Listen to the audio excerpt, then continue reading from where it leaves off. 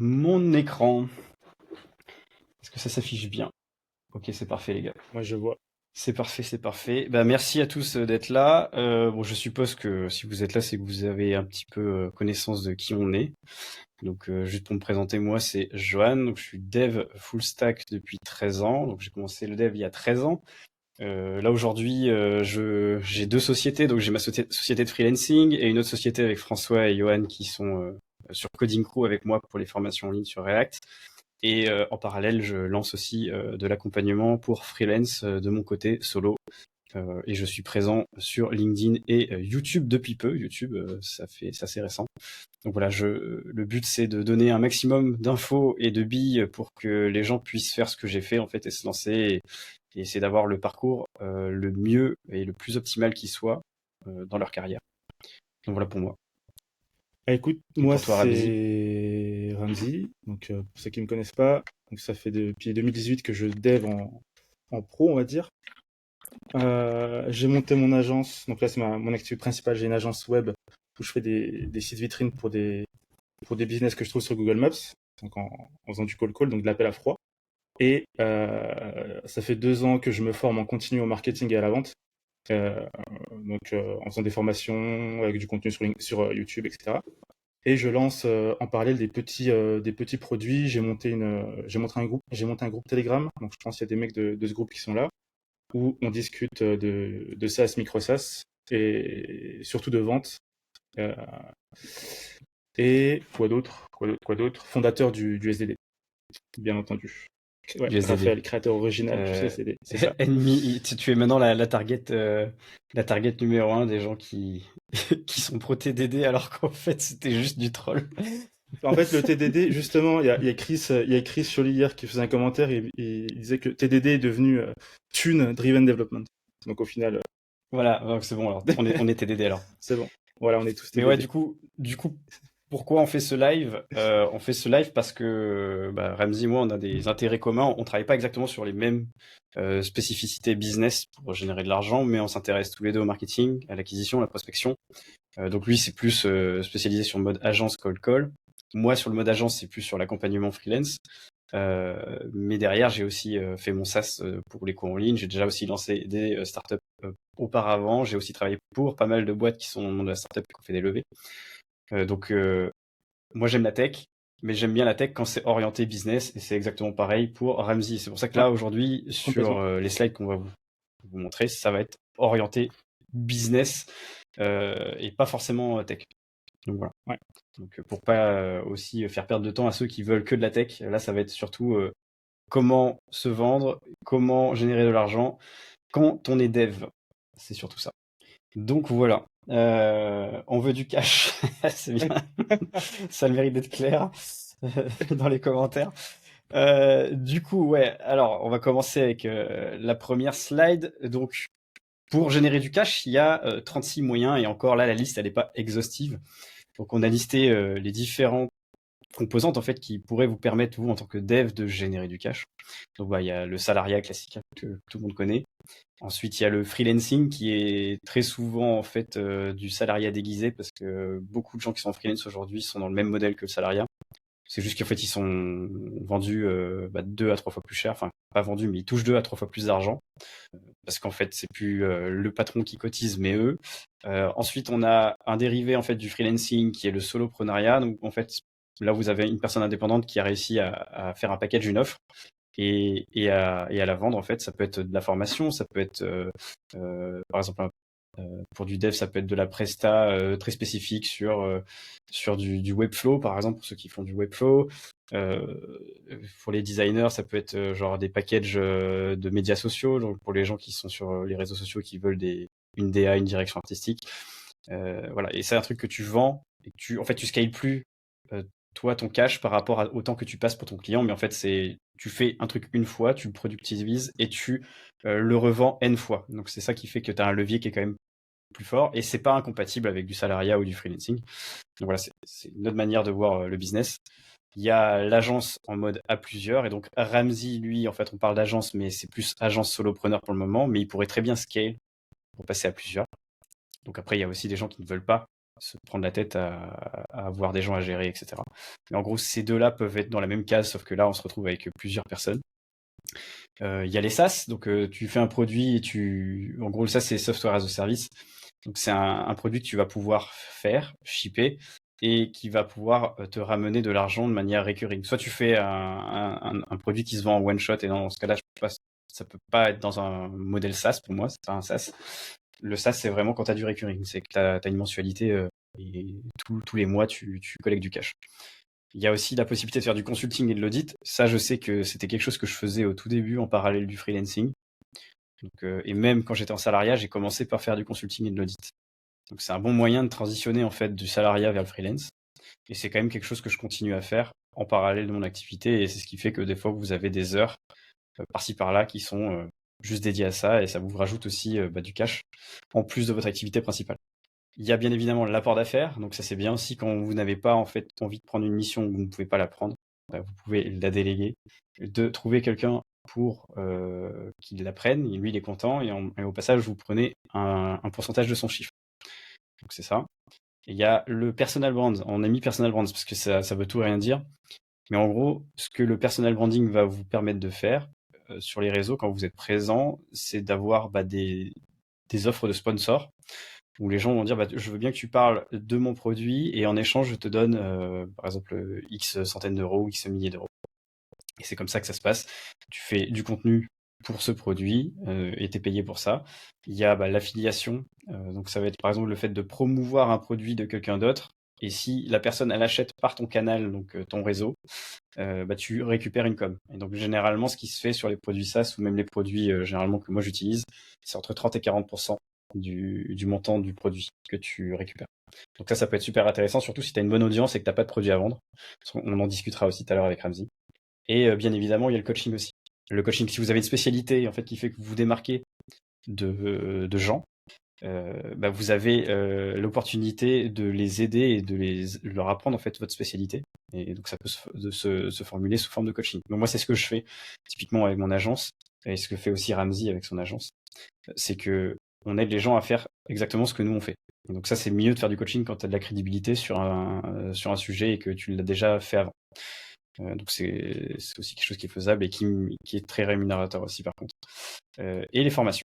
Les formations, ça peut être envers des personnes, des particuliers B2C, mais ça peut être aussi envers des sociétés. Et c'est là où ça rapporte le plus, c'est en B2B, quand tu vends à des sociétés, parce que là, tu peux pricer par tête, et généralement, les sociétés ont plus d'argent à débourser. Donc voilà. Donc on parlera aussi de B2C, B2B, peut-être sur les autres slides, mais voilà, c'est les différentes manières, donc il y en a d'autres, hein. Mais c'est les différentes manières qu'on a identifiées pour générer du cash quand on est indépendant. Donc ça fait quand même beaucoup de choix. Et donc nous, on va se focus sur la presse. Tiens, il y a des gens qui disent meilleur investissement en formation de Ramsey. C'est cool. Nous, on va se focus sur trois méthodes. Merci. Freelancing, agence soloprenariat, donc ce que je disais, donc freelancing plus moi ce que je fais. Agence soloprenariat plus que ce que fait Ramsey. Et SaaS, en fait, c'est ce que nous, on essaie de faire et qu'on a fait aussi auparavant. Donc on vous présente ces trois composantes-là. On n'aurait pas le temps de se focus sur d'autres choses parce qu'on fait d'autres choses aussi.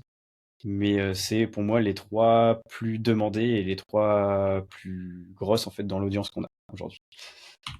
Donc pour commencer sur le freelancing, je voulais quand même mettre des chiffres parce que souvent quand on vient me voir, on me dit je comprends pas pourquoi je trouve pas de mission, etc. Et en fait ça s'explique. Et donc moi je voulais quand même sonder vraiment les chiffres du marché. Donc là je me suis basé sur l'indépendant.io qui eux ont récupéré en fait des chiffres de la BCG, de Fiverr et de Malte. Et là par exemple on va voir que en 2020 déjà on avait 1 million de freelance, plus d'1 million de freelance enregistrés, et que les prévisions c'était qu'il y ait 1 500 000 freelance en France en 2030, mais je pense qu'en fait ces chiffres-là on va les atteindre bien avant. Et ce qui est intéressant dans les stats, c'est que 86% des freelance qui sont enregistrés, ils ont moins de 3 ans d'ancienneté. Donc c'est énorme. 93% de ces freelance ont été salariés auparavant. Donc ça peut être aussi des gens qui ont fait des reconversions ou des gens qui sont actuellement en activité mais qui font aussi du freelance. Donc ça c'est un peu compliqué de savoir en fait qui est vraiment que freelance et pas sur une autre activité en particulier. Parce que si on regarde les stats, ça je l'ai pas mis, mais le salaire moyen d'un freelance en France, mensuel, c'est 470 euros. 470 euros, c'est rien. Mais pourquoi c'est aussi bas? C'est parce qu'il y a beaucoup de gens qui créent leur auto-entreprise et qui ne font rien avec ou qui sont en parallèle d'une autre activité. Donc, j'ai pas voulu mettre ce chiffre-là parce qu'il n'est pas représentatif de la réalité des personnes qui se lancent à temps plein ou même des personnes qui sont salariées mais qui font en mi-temps en freelance, qui font bien plus que ça. Sur ces 1 million de freelance, on a 29% qui sont dans le monde de la tech. Donc dans la tech, il y a tout ce qui est dev, data, design, son, il y a aussi community manager, personnes qui font de la SEO. En gros, c'est tout ce qui tourne autour des métiers de la tech. Et dans ces 29%, on est 29% de dev, on est 29% de designers. Et après, c'est un peu moins sur les autres, mais je crois que c'est 14% pour ceux qui font de l'optimisation SEO, 7% pour les chefs de projet. Voilà.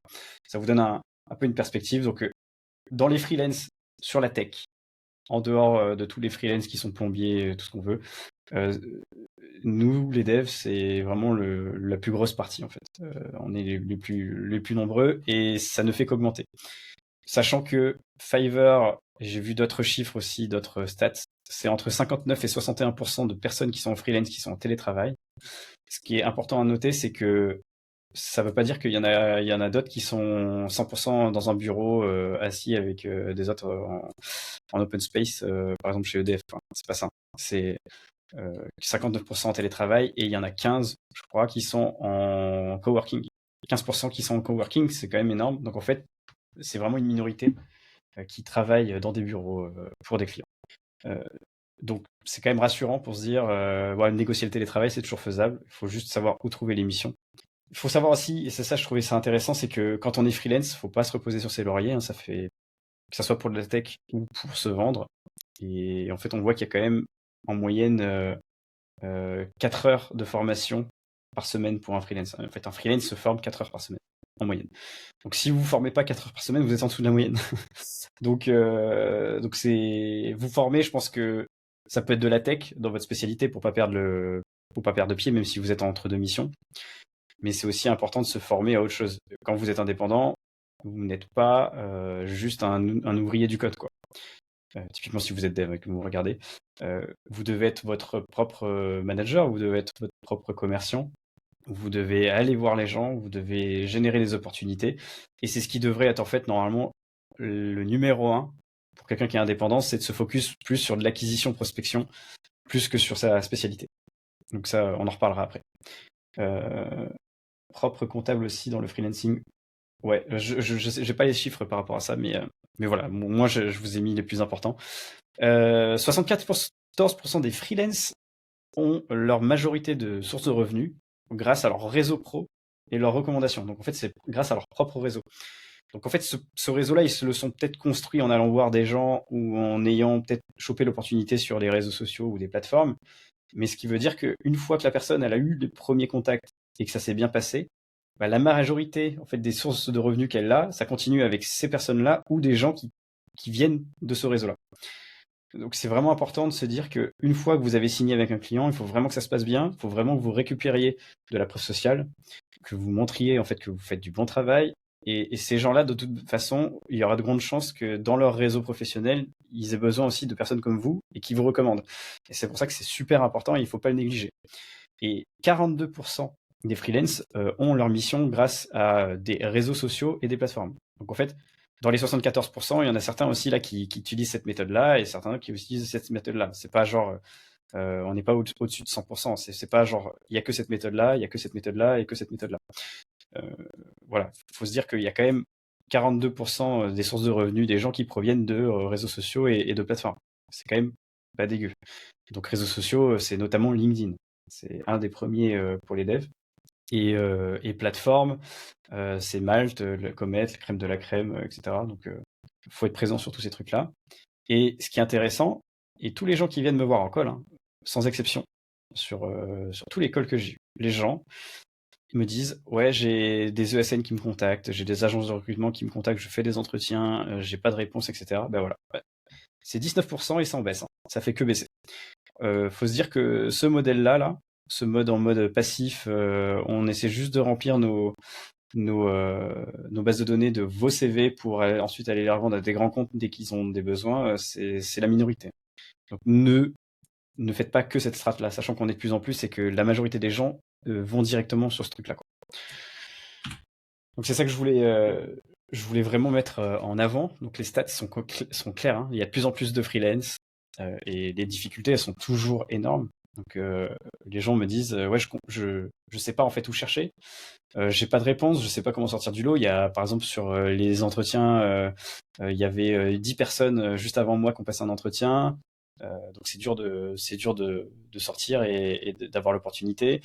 Il y a 300 personnes qui ont postulé à la même offre, je le vois, ça me décourage, j'ai pas envie de poster. On me demande de faire des entretiens techniques assez poussés, donc je vais pas le faire, ça sert à rien, je serai pas pris. Voilà, j'ai tout le temps des questions comme ça. On me dit même ouais, mais je trouve des missions, mais c'est pas en télétravail. Je sais pas comment négocier mon TJ, je sais pas comment me positionner en fait, et je sais pas à qui parler. Et ça en fait, c'est déjà la première erreur que les gens font, c'est qu'ils savent pas en fait à qui ils vont apporter des solutions et comment en fait ils peuvent l'apporter la solution. Et du coup ils savent pas à qui parler, et donc du coup ils envoient peut-être 300 messages, mais ça sert à rien. Et ça c'est ce que je veux dire, c'est normal. Faut pas se dire on est nul. J'ai des gens qui viennent me voir, ils me disent ouais, je vais arrêter parce que c'est c'est pas fait pour moi, etc. Non, en fait c'est pas ça. Oui c'est rude, oui c'est dur, il y a de la concurrence, mais c'est vrai. Hein. Tu peux dire à Ramzi si t'as des des commentaires, Ah, mais en fait c'est juste qu'on n'apprend pas ça à l'école. Tu vois, ça- on n'apprend pas ça à l'école. On apprend à dev et il y a beaucoup de bootcamp aussi. On parlait de ça avec Ramzi la dernière fois. Il y a énormément de bootcamp qui sort. Ouais c'est ça. Work hard, play hard. Mais en fait, l'école va t'apprendre à faire du dev. Effectivement, c'est compliqué, c'est long d'être dev, ça demande de l'expérience, de la pratique. Donc, il faut toujours pratiquer. Tous les jours, vous devez au moins faire un peu de dev. Même si c'est pas là-dessus que je vais vous conseiller de vous focus, c'est plus sur aller chercher des missions. Mais il faut que vous appreniez à trouver du travail. Donc, trouver du travail, c'est vaste. C'est je vais vous montrer en fait sur la slide d'après. Il y a différentes composantes et encore, j'ai pas tout mis. Mais les gens, en fait, généralement, s'arrêtent juste à l'étape 1, tu vois. Et donc là, on voit, il y a un monsieur là, on a pris une image avec Ramsey où sur Twitter, en fait, une personne avait posté cette photo-là d'une personne qui cherchait du travail dans le métro en tant que data scientist en mettant ses skills Python, SQL, Excel, avec son numéro de téléphone. Et, et en fait, on vous dit pas de faire ça. On- c'est pas en fait aller dans le métro et faites la même chose, mais essayer de faire des choses que les autres ne sont pas prêts à faire. C'est vraiment ça dans cette démarche-là. En fait, il y a de la masse, il y a énormément de gens, mais comment moi je peux faire pour trouver des moyens annexes que les autres ne font pas? Et c'est ce qui va vous permettre sur la durée et avec un certain nombre de messages que vous allez enclencher tous les jours, qui va vous permettre de carrément stand out en fait et sortir du lot et trouver vos opportunités. Parce que les gens qui viennent me voir, donc quasi 100%, hein, ne font que cette étape-là. J'en ai quelques-uns qui vont un peu plus loin, mais l'étape 1, c'est ils ont juste émis leur extension pilote, ils ont fait leur profil Malte, Comet, crème de la crème, et ils s'arrêtent là. Et après, on attend. J'attends d'avoir des opportunités, mais sauf que bah voilà, on est de plus en plus. Le marché il évolue, il faut s'adapter, sinon on est mort. Et le but d'être freelance, c'est bien de facturer 2 3 fois plus, mais si tu travailles pas, t'as zéro. C'est toujours pareil, donc autant être CDI, tu vois. Donc voilà, cette étape-là, elle est importante, c'est la base, mais c'est pas que ça. Trouver des clients, c'est aussi aller sur les réseaux, sonder les gens qui partagent sur des sujets dans la même stack que vous, sur les mêmes problématiques que vous. Ça peut être pas forcément que de la tech pour de la tech, hein. Vous pouvez aussi aller voir des gens qui ont des problématiques business et aider les gens qui ont cette problématique business grâce à la tech. Et en fait, ces gens-là, il faut arriver à les identifier, il faut arriver à rentrer en contact avec eux. Et ce qui est top, c'est qu'avec Twitter et LinkedIn, c'est possible. Twitter, ça sera plus à l'international. Et je sais que par exemple, pour la crypto, Twitter, c'est le lieu où il faut être. Pour tout ce qui est autre que crypto, et même crypto, hein, LinkedIn, c'est numéro 1. YouTube, moi, en fait, personnellement, je conseille pas aux gens d'y aller tout de suite, mais je l'ai mis en troisième.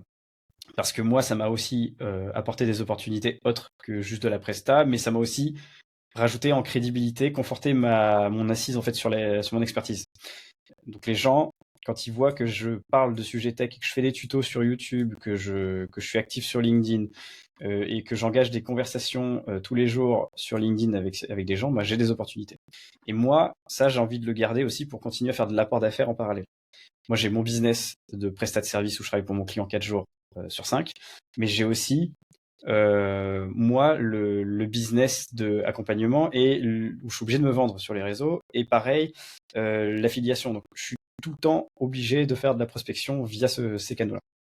Et ça, c'est quelque chose que vous pouvez aussi utiliser pour trouver vos missions, pour vous trouver vos clients, etc.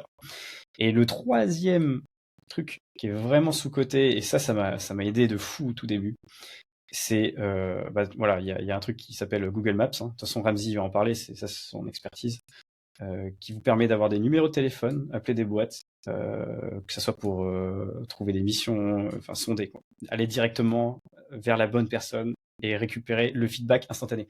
Il y a aussi la possibilité d'envoyer des mails, même si aujourd'hui la stratégie d'envoi de mail est compliquée, on passe vite dans les spams, c'est dur d'avoir des réponses, il faut faire beaucoup de volume, mais l'avantage c'est que c'est pas cher. Mais c'est pas le plus agréable. Et il y a les meet-up.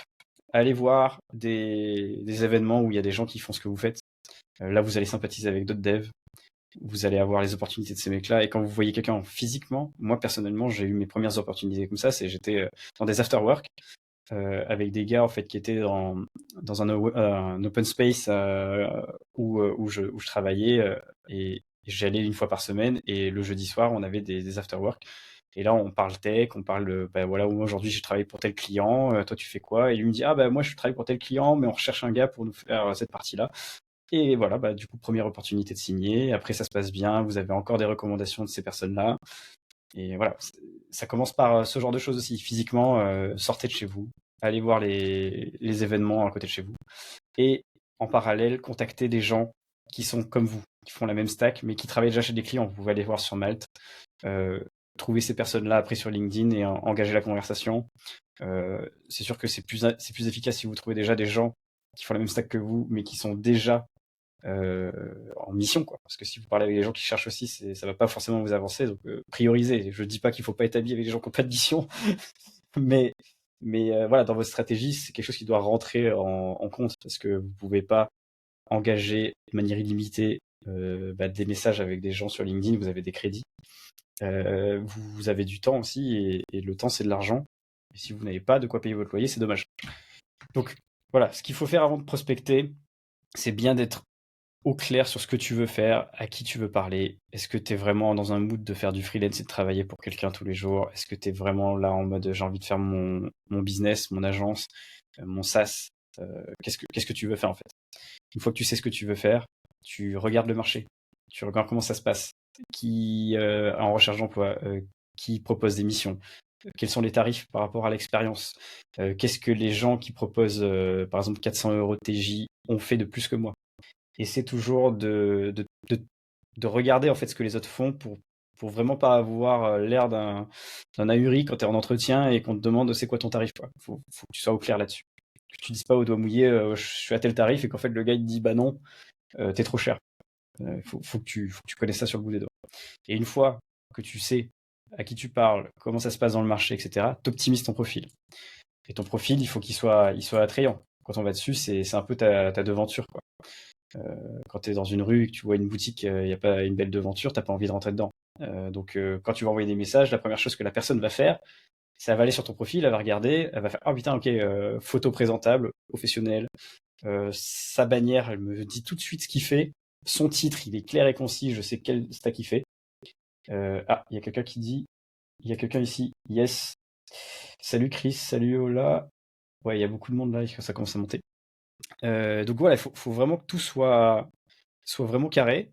Il faut qu'aussi tu réfléchisses au texte que tu mets. Il faut pas que ça soit des pavés. Moi, je vois des pavés à trois plombes. Enfin, les gens ont pas le temps. Il y a 300 CV, ils doivent lire en diagonale ce que tu fais. Et en limite, si tu peux mettre en gras certains mots clés, mets-les, quoi.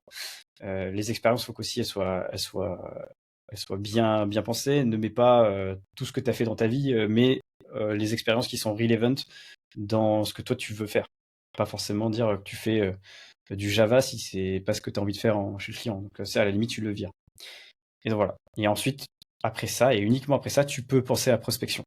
Donc la prospection, c'est avoir un protocole. Si tu prospectes sans avoir de strat ou de protocole, tu vas te manger un mur. Et dans le protocole, la première chose à savoir faire, c'est savoir casser et briser la glace. comment faire en sorte que la personne à qui j'envoie un message elle puisse me répondre. Et donc moi là, ce que je propose généralement aux gens, donc là c'est une de mes stratégies. J'ai pas le temps de parler de tout parce que tu vois, genre il y a déjà une demi-heure qui est passée et après Ramzi il va parler aussi de son approche. Mais en gros, là ce que je vais te dire, c'est si tu le mets en application aujourd'hui, tu auras des résultats, c'est sûr. Donc déjà, première chose à faire, c'est aller sur LinkedIn, tu te crées des listes de pairs et de prospects. Qu'est-ce qu'un pair? Un pair, c'est quelqu'un qui est dev et qui a la même stack que toi. Un prospect, c'est ton client idéal. Donc ça dépend ce que tu veux faire. Si tu veux travailler pour des startups, ça va être des C-levels. Donc CEO, CTO, CFO, tout ce que tu veux, tu les identifies sur LinkedIn, tu les listes, tu les mets dans un document. Ça peut être un Notion, un Google Sheet pour pas payer et avoir un CRM gratuit. Il n'y a pas besoin d'avoir un outil à 50 balles par mois. Tu fais en sorte que une fois que ta liste elle est faite, grâce aux recherches de LinkedIn, et notamment là je parle de ça parce que vous pouvez avoir des problèmes. Moi, certains de mes coachés m'ont dit LinkedIn gratuit, je suis bloqué très très vite sur les recherches. La recherche gratuite, elle a des quotas. On le voit pas, mais en fait déjà il te bride à 3 pages de recherche. Et en plus de ça, quand tu cliques sur des personnes aussi pour voir leur profil, ça te compte aussi des quotas. Donc en fait, tu auras vite fait besoin, je pense, si tu veux vraiment tryhard, de passer au moins au LinkedIn Business qui est le moins cher et qui te permet d'avoir des recherches illimitées. Ça, c'est la recherche gratuite. Et sinon, tu as le plus cher, c'est 1000 balles par an ou 800 balles par an, si tu payes en one shot, qui te permet d'avoir 16 navigateurs, mais ça, je le recommande pas pour les devs. Si jamais tu veux lancer un SaaS ou une agence pour targeter des sociétés de manière plus précise, je te conseille SalesNav, mais sinon, je te conseille que LinkedIn Business. Et une fois que tu as ça, tu peux vraiment finir tes listes, les renseigner dans ces deux outils. Et ensuite, tu peux créer des modèles de messages. Donc, tu imagines en fait le message type que tu aimerais bien, toi, en tant que dev, recevoir dans notre dev. Tu te dis, OK, je l'ai fait. Je fais pas un truc ChatGPT. Tu peux t'aider de structurer tes messages avec ChatGPT, mais tu les fais toi-même.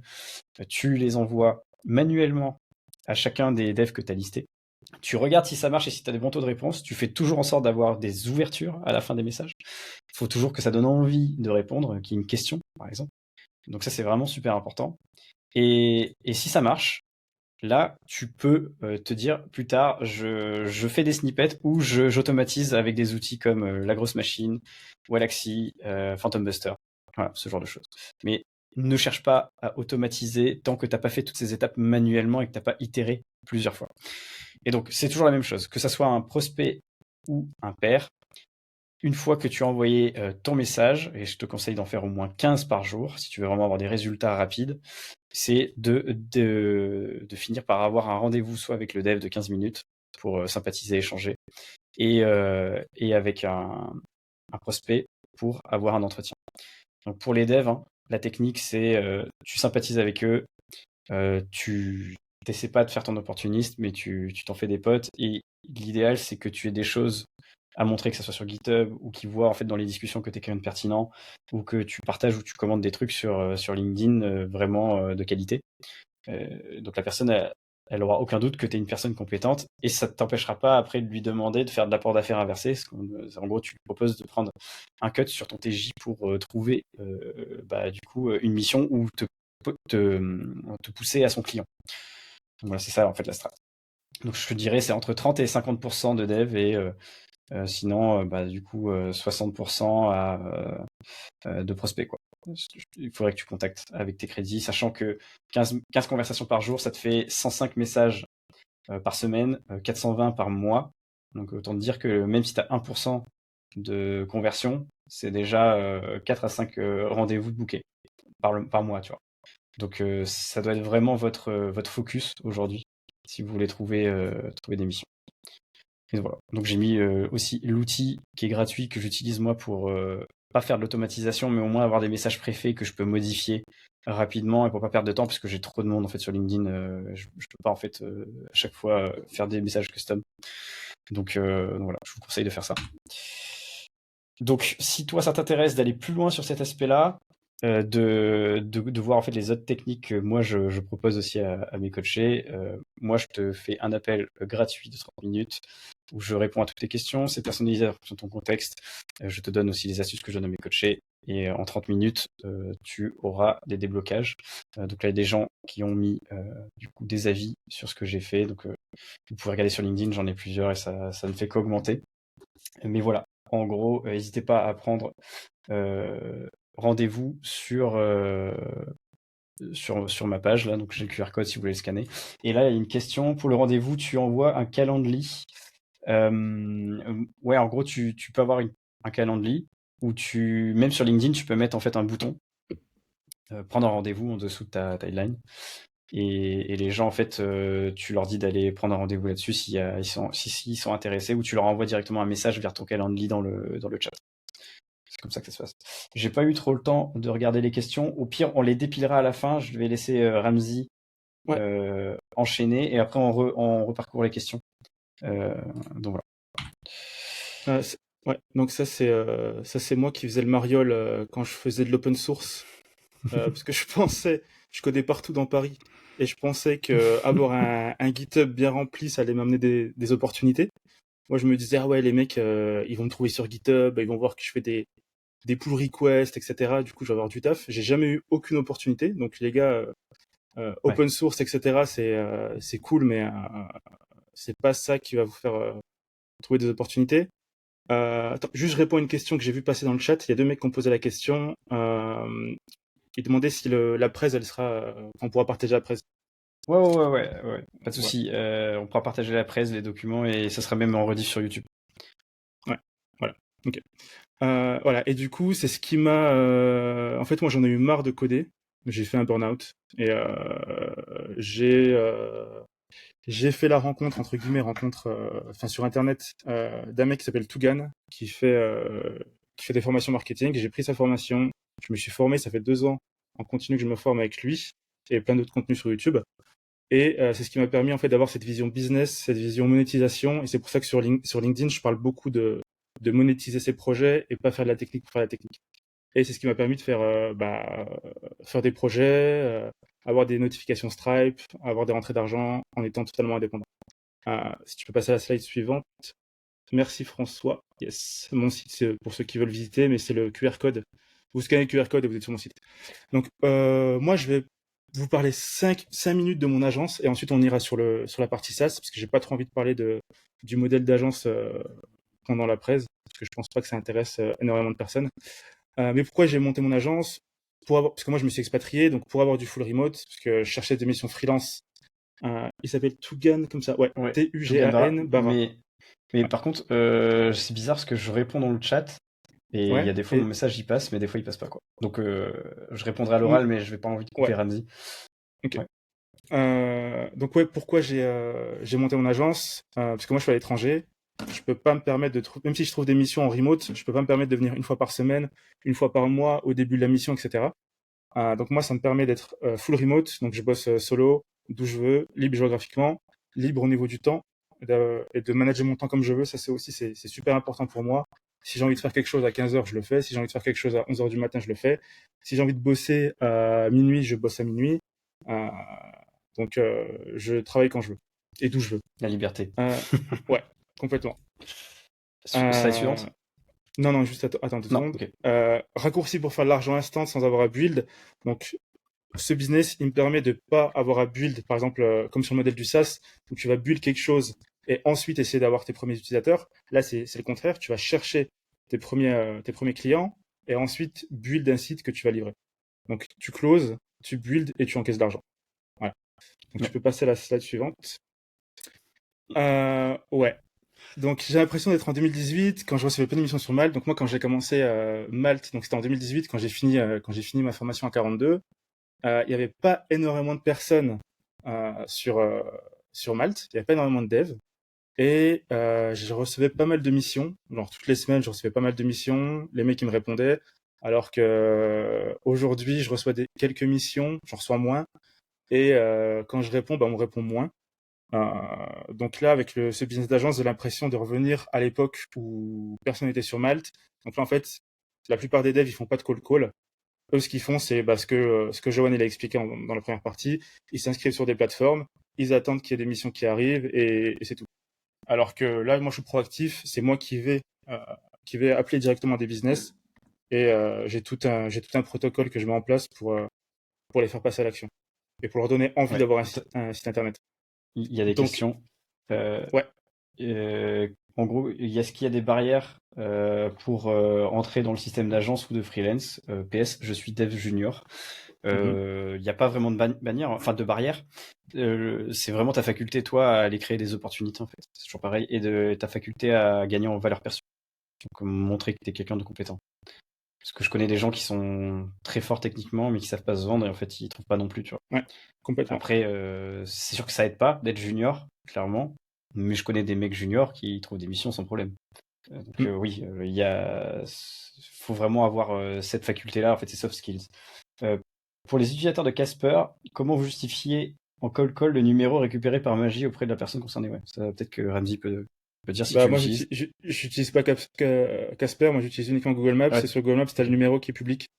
Donc, donc ça, je sais pas. Après, tu peux dire que tu utilises un outil, enfin, ouais, en gros, je sais tu peux pas. dire j'ai trouvé votre numéro en ligne, quoi. T'es pas forcément obligé de dire que Ouais, tu as ouais, utilisé ouais. Casper, mais Ouais, après, j'imagine c'est RGPD. Je pense pas que Casper, ils ont des databases leakées, etc. Enfin, je ouais. sais pas comment ils font pour récupérer Par le numéro de contre, téléphone, mais ouais. moi j'ai utilisé Casper pour les emails, parce que moi le cold call, je faisais pas, j'aime pas ça. J'aime pas le faire et j'ai pas besoin de faire, que je le fais pas. Euh, mais moi, les emails, typiquement, j'avais souvent des faux résultats ou des données qui étaient trop vieilles pour être vraiment pertinentes.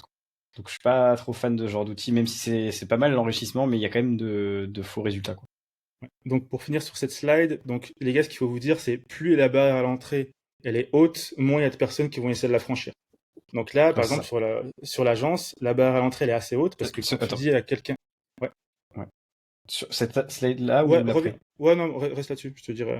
Ok. Donc quand tu dis à quelqu'un, prends ton téléphone, va sur Google Maps, génère une liste de 10 à 15 prospects, appelle-les, appuie sur des boutons pour leur donner envie d'avoir un site internet, bah, comme Johan il vient de le dire, le call call, j'aime pas ça, c'est ce qu'il a dit. Et ça, c'est la plupart des gens n'aiment pas ça, surtout les devs. Mais si tu arrives à passer cette barrière-là, bah, de l'autre côté, en fait, tu sais faire des sites, tu sais faire des sites vitrines. Ça te prend, tu prends un template Next.js ou ce que tu veux.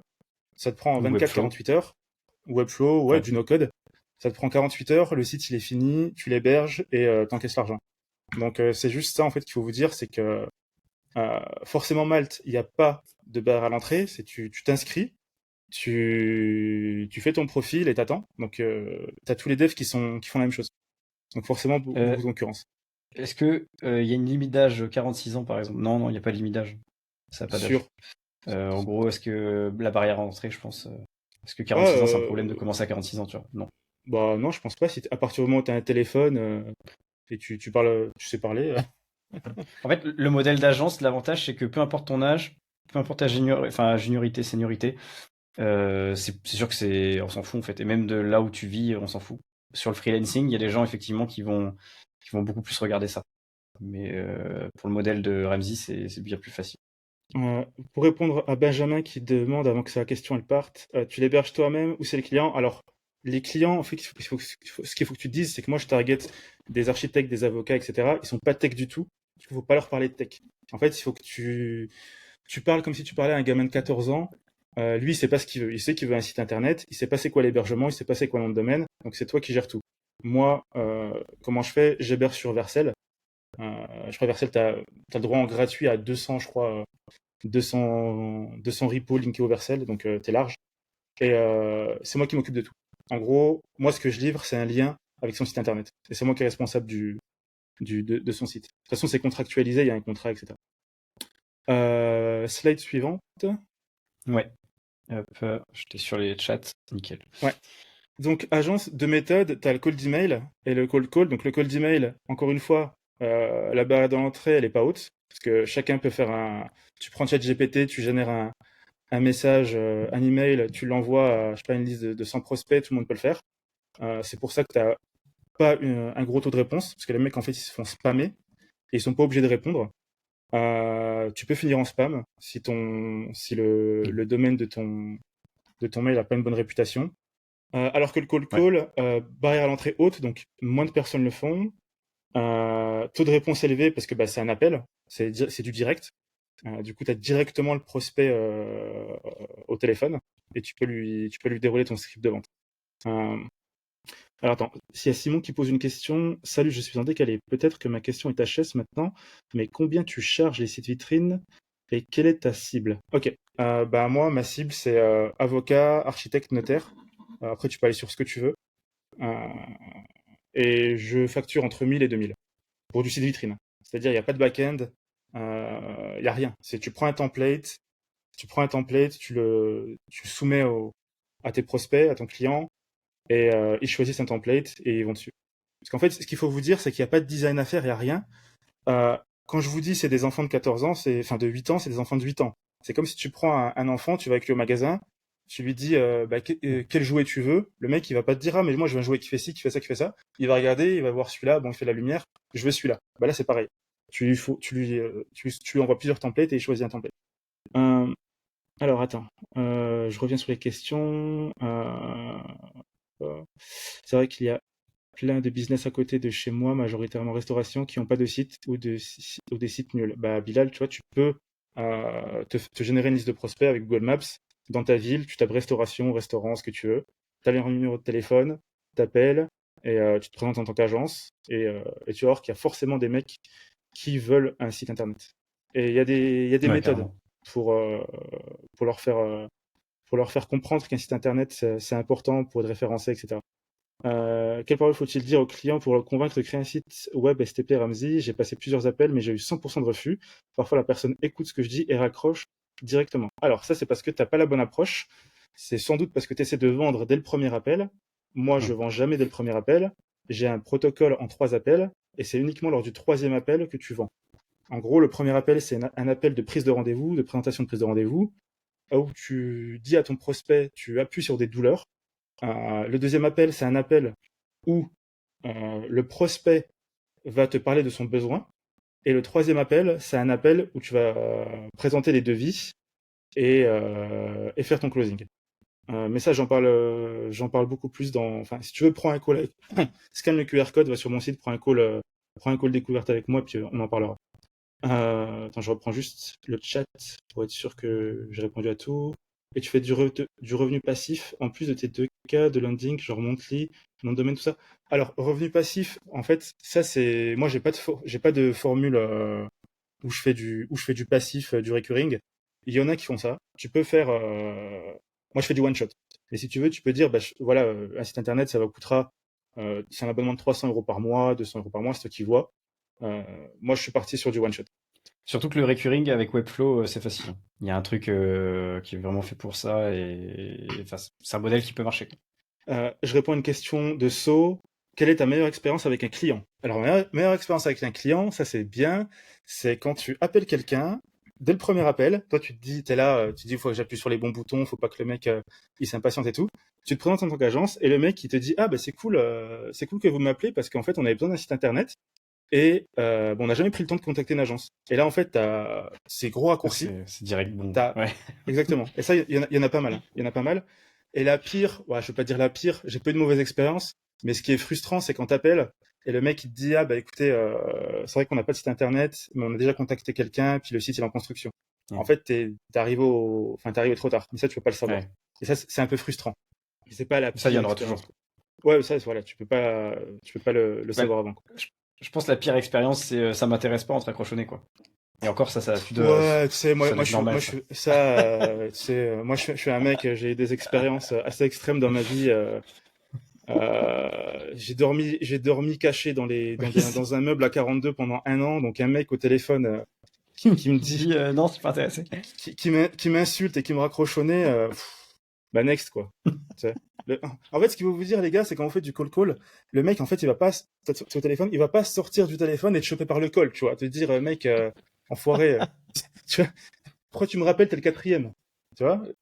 Le mec il va juste insulter enfin c'est rare, hein. Il va juste insulter et te raccrocher au nez. Donc toi, tu as ta liste, ok, next, blacklist, et fini quoi. Euh, Alors Ziram. Ziram, je sais pas si c'est un jeu de mots avec Ramsey en verlan. Genre il a inversé les deux. JRM. Une approximation de ton quota refus. Bah écoute, j'ai pas de stats. Enfin, je monitore pas. Mais pour te dire, moi en fait, j'essaie de faire du call tous les matins, entre 1 heure et 2 heures. Je fais environ entre 10 et 15 appels par matin. Et j'ai en général 2 prises de rendez-vous, entre 2 et 5. Le meilleur jour, c'est 5 prises de rendez-vous, mais en général, je vais te faire une moyenne. Sur 10 à 15 appels, tu as 2 prises de rendez-vous. Donc pour partir sur le deuxième appel. En étant Meilleur confirmé, tu veux dire? en étant confirmé, c'est-à-dire confirmé.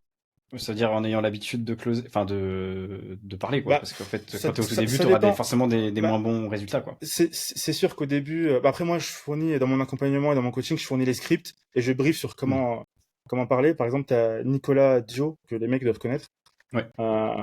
Lui sur son premier mois, il a fait, bah, j'ai fait un post où il y a une vidéo en fait de Ouais. témoignage. Il a fait Euh, 3500, 3600 déjà en un mois, lui. 3600 avec 3 clients signés, donc Ouais. en 3 semaines de prospection.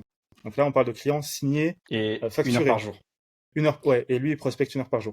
Sans compter les prospects qu'il a pas encore signés parce que, bah, tu sais, des Ouais. fois, t'en as qui te disent, bah, écoutez, je serai disponible dans 2 semaines, appelez-moi dans 2 semaines, etc.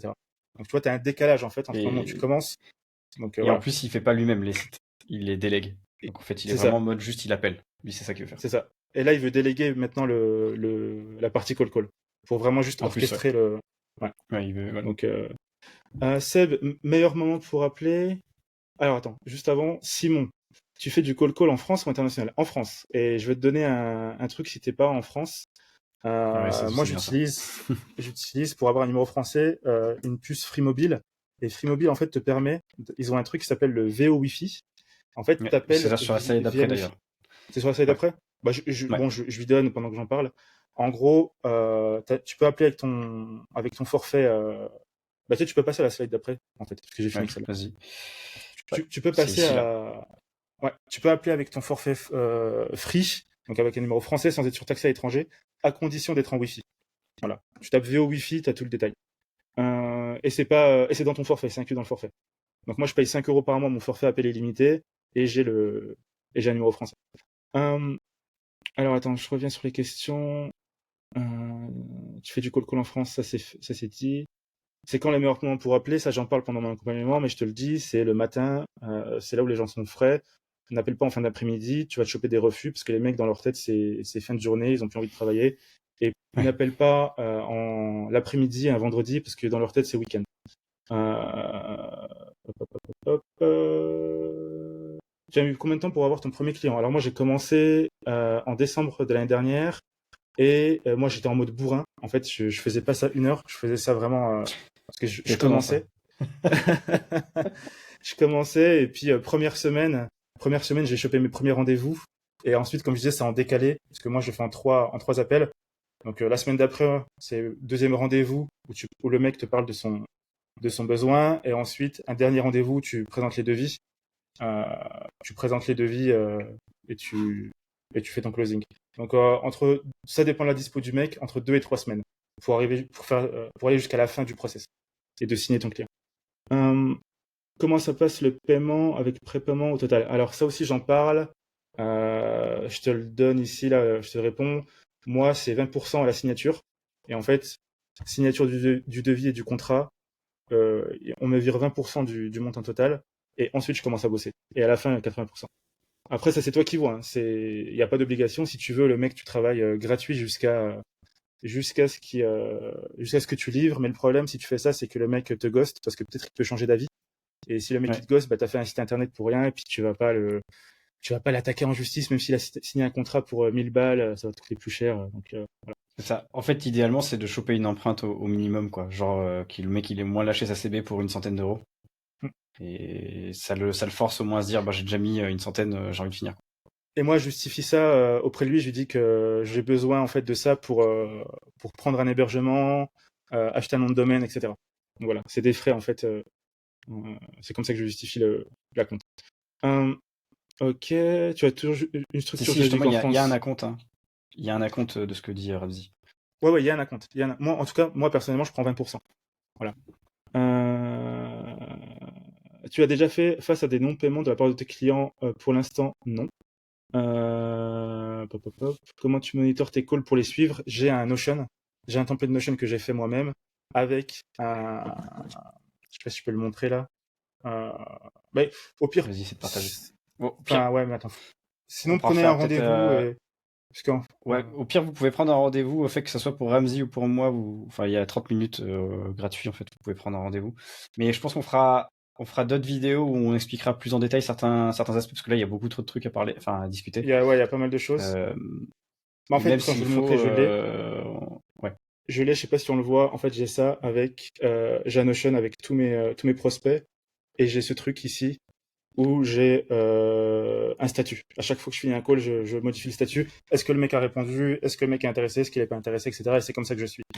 Donc voilà, via Notion. c'est exactement ce que j'expliquais. D'ailleurs, je pourrais envoyer moi mon Excel que j'utilise aussi pour ceux qui font de la prospection. C'est vraiment la base, hein. Quand tu contactes quelqu'un, il Ouais, faut vraiment garder une trace parce que sinon tu ne sais plus à qui t'as parlé, tu sais plus qui ouais. relancer. Ah non, mais t'es perdu. Et puis Euh, même quand tu vas refaire ta liste de prospects, tu sais plus si tu l'as appelé, etc., etc. Donc au moins moi j'ai tout dans un Notion.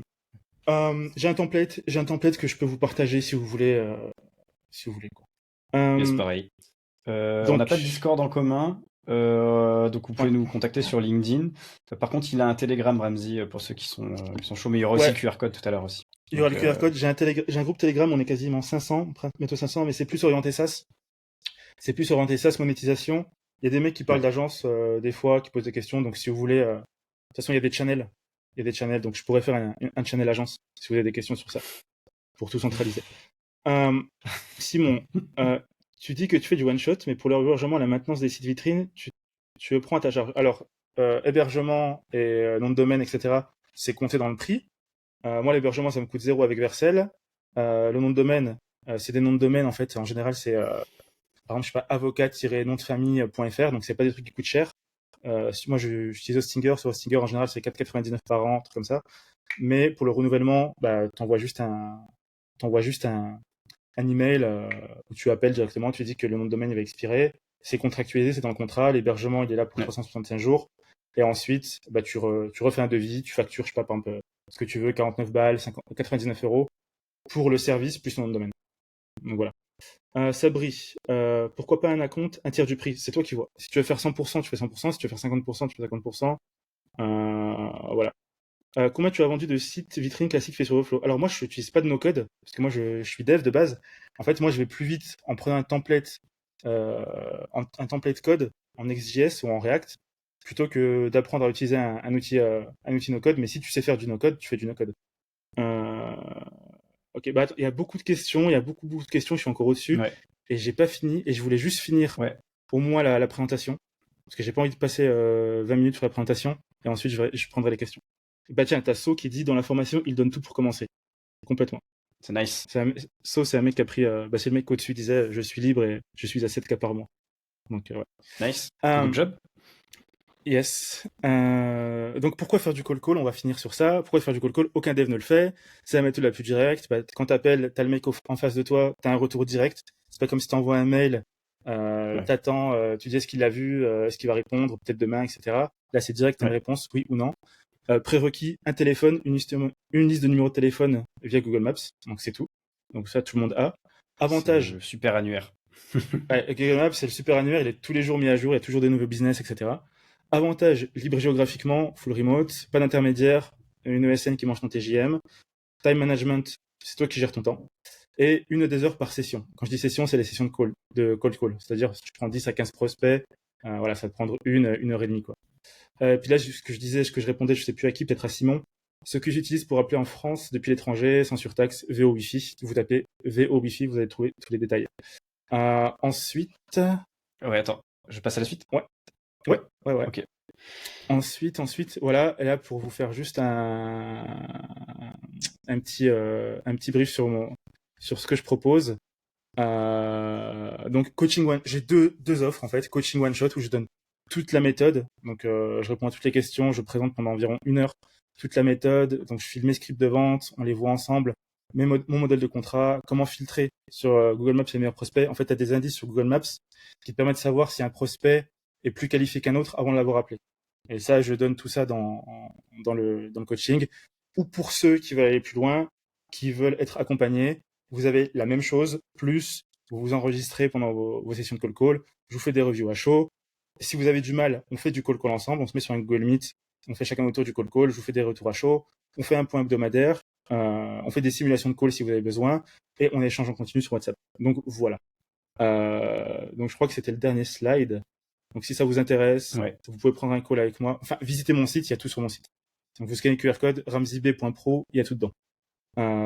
Et je pense que c'est fini pour cette partie agence. Je Ouais. voulais pas faire trop de... Après, on va parler SaaS. Voilà. Et là, c'était la partie qui On essaiera m'intéressait le peut-être plus. de parler et de répondre plus aux questions à la fin, parce que sinon on va pas finir la presse, mais au moins à la fin on pourra répondre à toutes vos questions.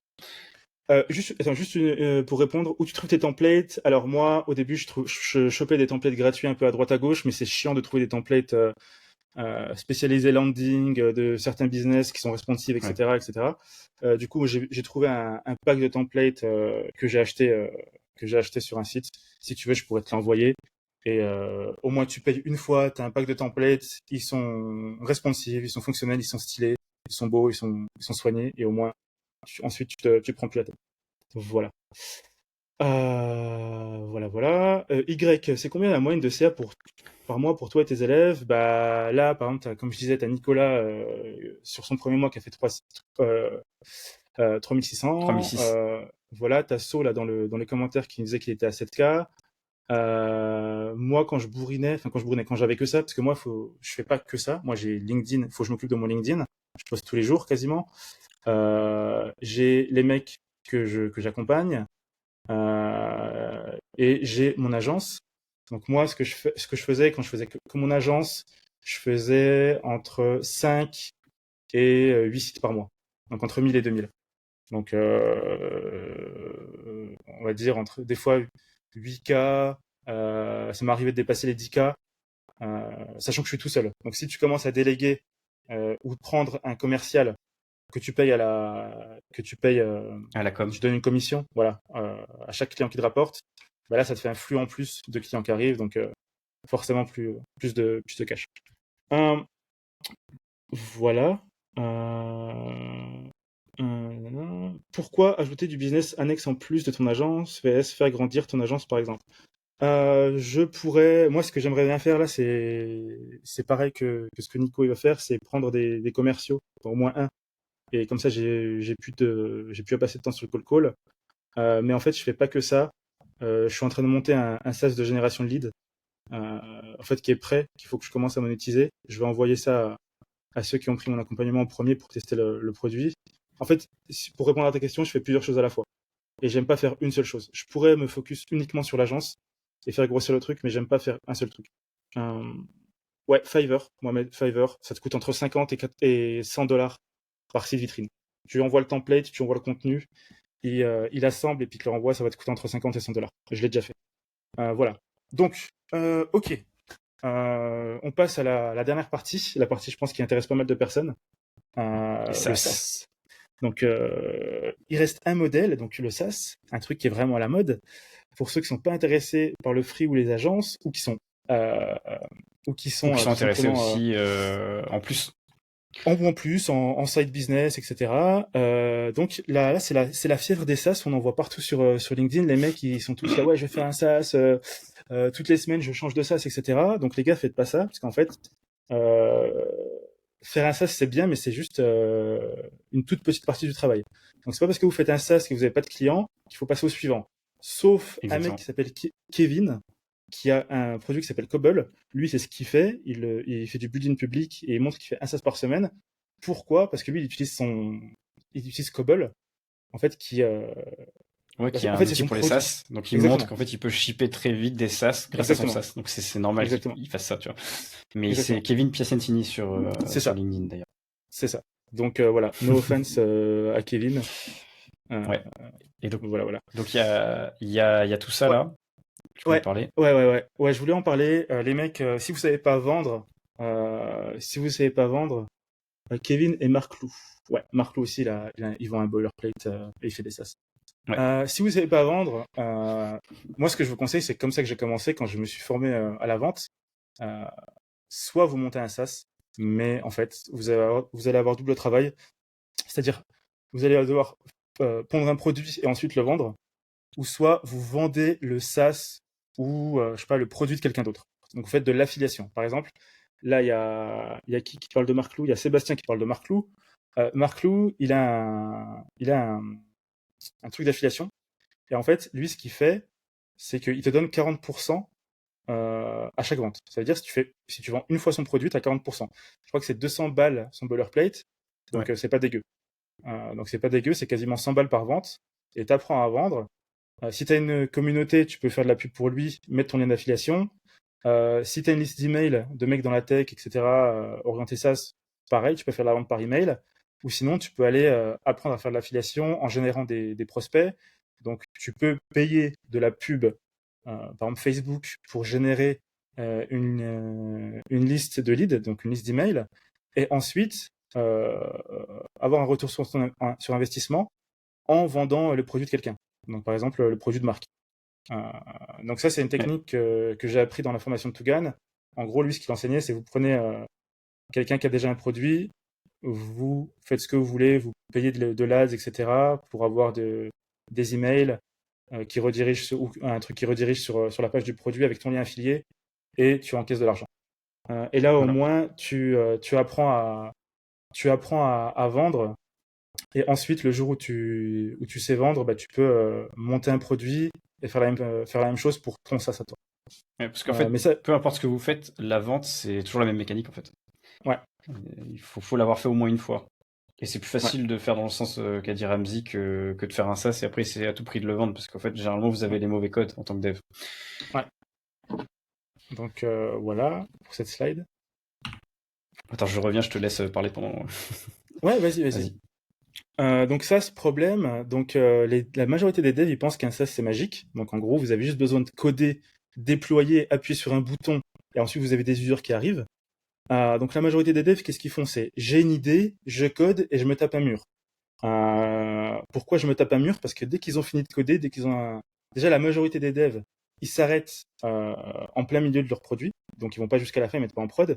Et ceux qui mettent en prod, bah, ils ont un produit et puis ils se retrouvent bah, tout seuls dans une pièce à regarder autour, bah, il y a personne qui arrive. Pourquoi il y a personne qui arrive? Parce que vous faites pas la promotion de votre produit. Et même s'il y a des mecs qui arrivent, par exemple, si vous mettez votre SaaS sur Product Hunt, vous avez un flux de personnes qui arrivent sur votre site, qui visitent, vous avez vos premiers utilisateurs. Le truc, c'est qu'une fois que vous avez vos premiers utilisateurs, le SaaS fonctionne, les mecs sont contents. Ah ben en fait, si vous faites plus rien après, il n'y a pas d'autres utilisateurs qui arrivent. Donc il faut faire de l'acquisition en continu. Donc dites-vous qu'une fois que vous avez un SaaS, vous êtes obligé de faire l'acquisition en continu. Donc il faut arrêter de vous dire que il faut que je rajoute des features, il faut que je fasse ci, il faut que je fasse une refonte, il faut que je fasse des tests, du TDD, etc. Non, vous faites un produit qui a une seule feature, et ensuite vous mettez le paquet sur l'acquisition. Donc ces mecs ne veulent pas sortir de leur zone de confort. Vous savez dev, vous devez passer le plus de temps sur les compétences que vous n'avez pas, donc la vente. Donc voilà, les mecs veulent, en fait, les mecs qui lancent des SaaS et qui veulent pas faire de vente, c'est pas qui veulent pas faire de vente, c'est qu'ils savent pas le faire et qui veulent pas apprendre à le faire. Voilà, Ouais, c'est ça. Ou qui savent pas par où commencer, quoi. exactement. Mais pour vous dire, Mais ouais. la vente, l'acquisition en continu, c'est en fait c'est ce que vous allez faire en fait tant que votre SaaS il est en vie, vous devez allouer du temps à l'acquisition. Parce que c'est comme ça que vous allez avoir de nouveaux utilisateurs en continu. Voilà. Stratégie SaaS, je vais vous donner une strat.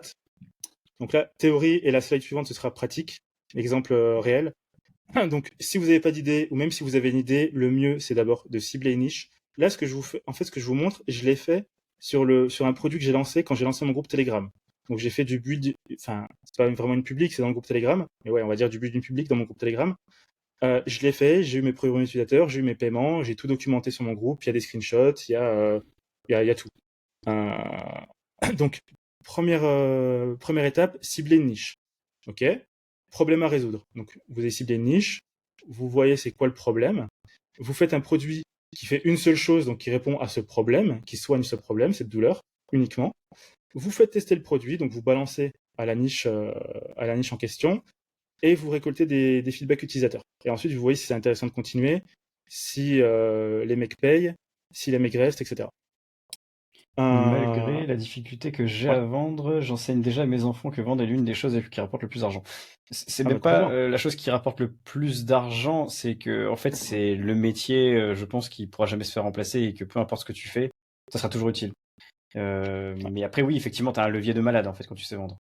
Ouais. Bah en fait, si tu sais vendre, en fait tout est vente. Tu vas avoir une meuf dans la rue, bah c'est de la vente.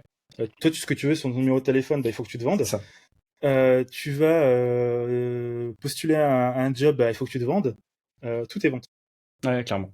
Donc ouais, Même en entretien d'embauche, c'est de la vente. ouais, ouais, ouais, clairement. Donc voilà, ça c'est la théorie. Donc slide suivante. En pratique, qu'est-ce que ça donne? Donc là c'est bien, je vous dis la théorie, cible et niche, problème à résoudre, etc. Donc vas-y, si tu peux passer à la suite. Ouais. Je suis en train de regarder les questions, mais Ouais. ça défile. Donc en pratique, qu'est-ce que ça donne avec cette technique? Donc vous trouvez une liste de 100 prospects. Donc 100 prospects, vous allez dire ah ouais c'est énorme. Non. Disons vous ciblez, vas-y, on va prendre les agences IMO. Donc les agences IMO, ils ont forcément des problèmes, des trucs qui prennent du temps, des problématiques à résoudre. Donc on va dire allez, on va prendre les agences IMO. T'en prends 100. Donc pour prendre 100 agences IMO, tu vas sur Google Maps, tu tapes agence IMO, tu choisis une ville, t'en as 15 dans cette ville, tu vas dans une autre ville, t'en as 15 autres, etc.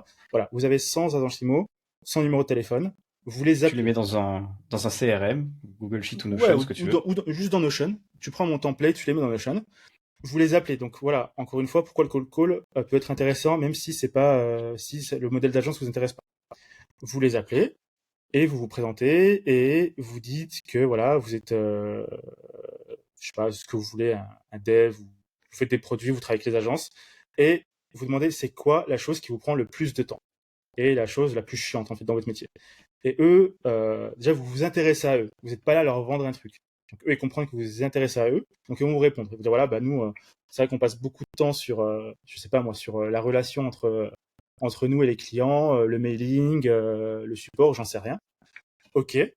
Vous avez appelé 100 mecs. Appeler 100 mecs c'est rapide. Hein. Appeler 100 mecs c'est une semaine. C'est 20 calls tous les jours pendant 5 jours.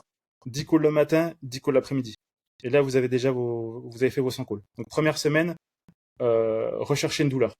Donc ensuite, deuxième semaine, donc voilà, vous avez vos 100 calls, vous regardez c'est quoi qui revient le plus. Disons, le mec il dit, bah, nous c'est relancer des clients, par exemple.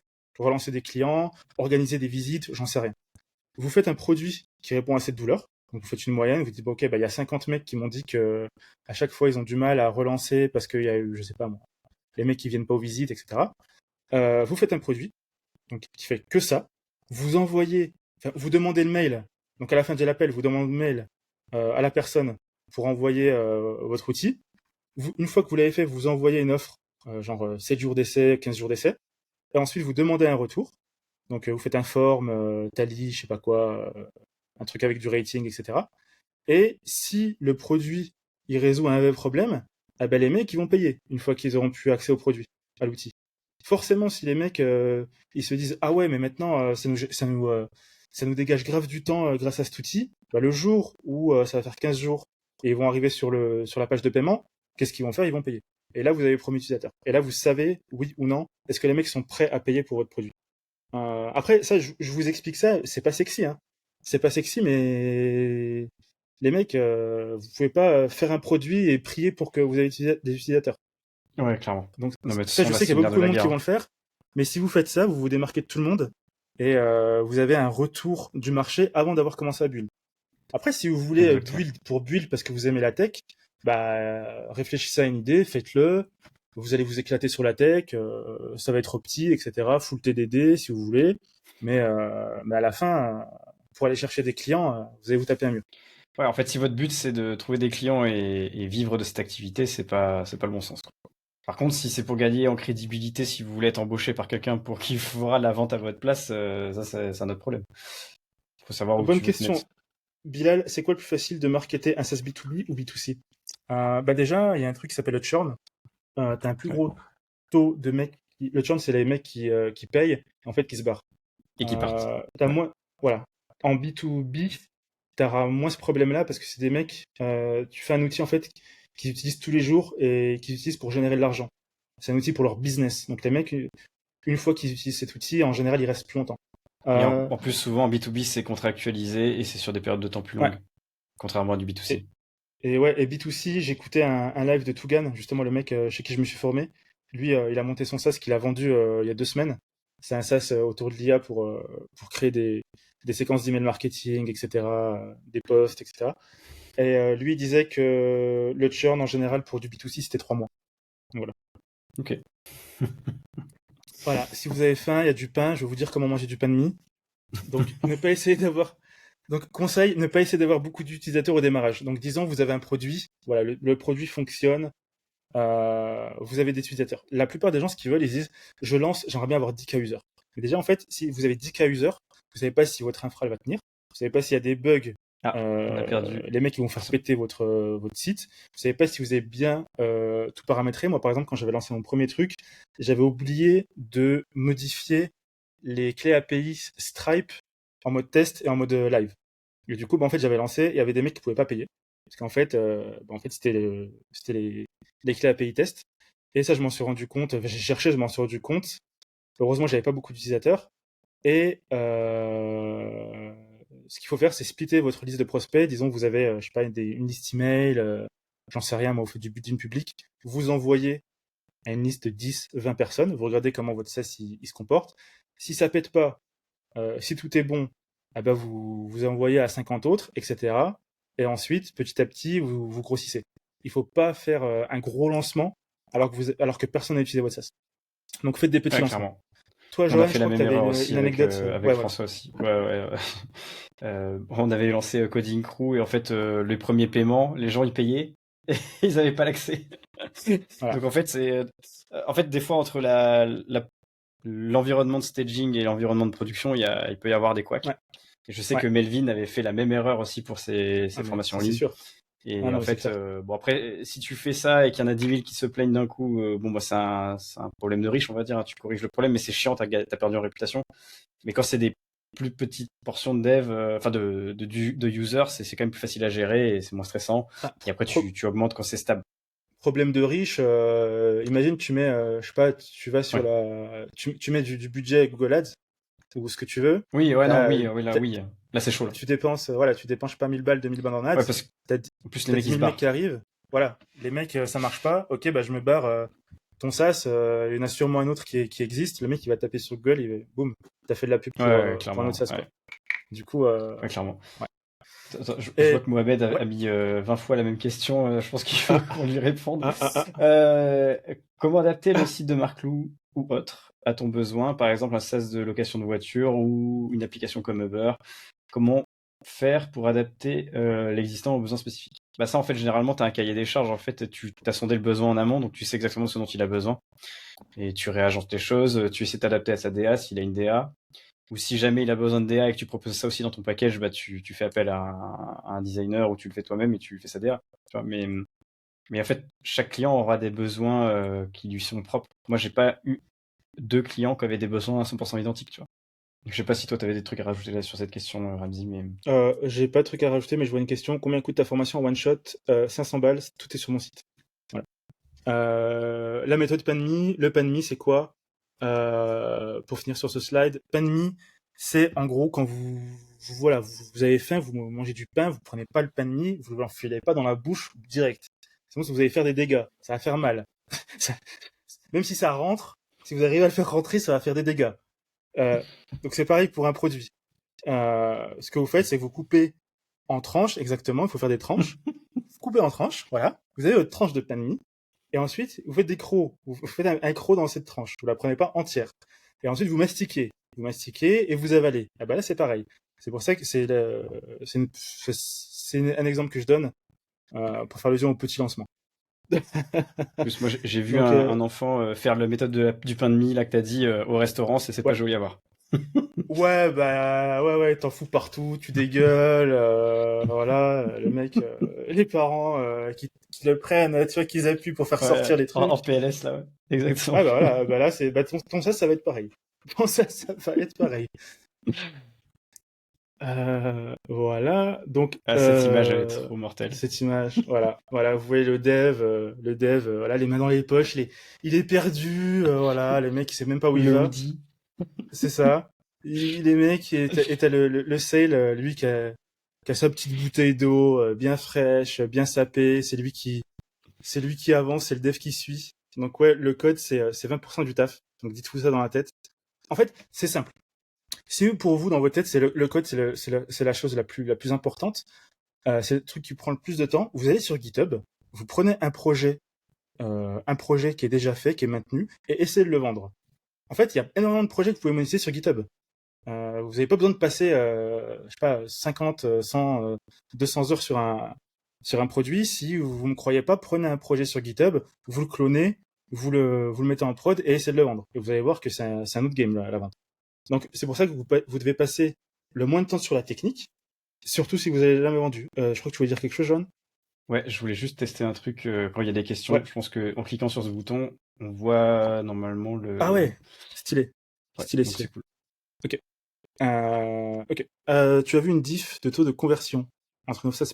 Ben, j'ai jamais fait de SaaS unique. Moi, j'ai En one l'agence shot, où je ouais. fais voilà, je fais l'agence. Je sais même pas si ça existe des SaaS one shot.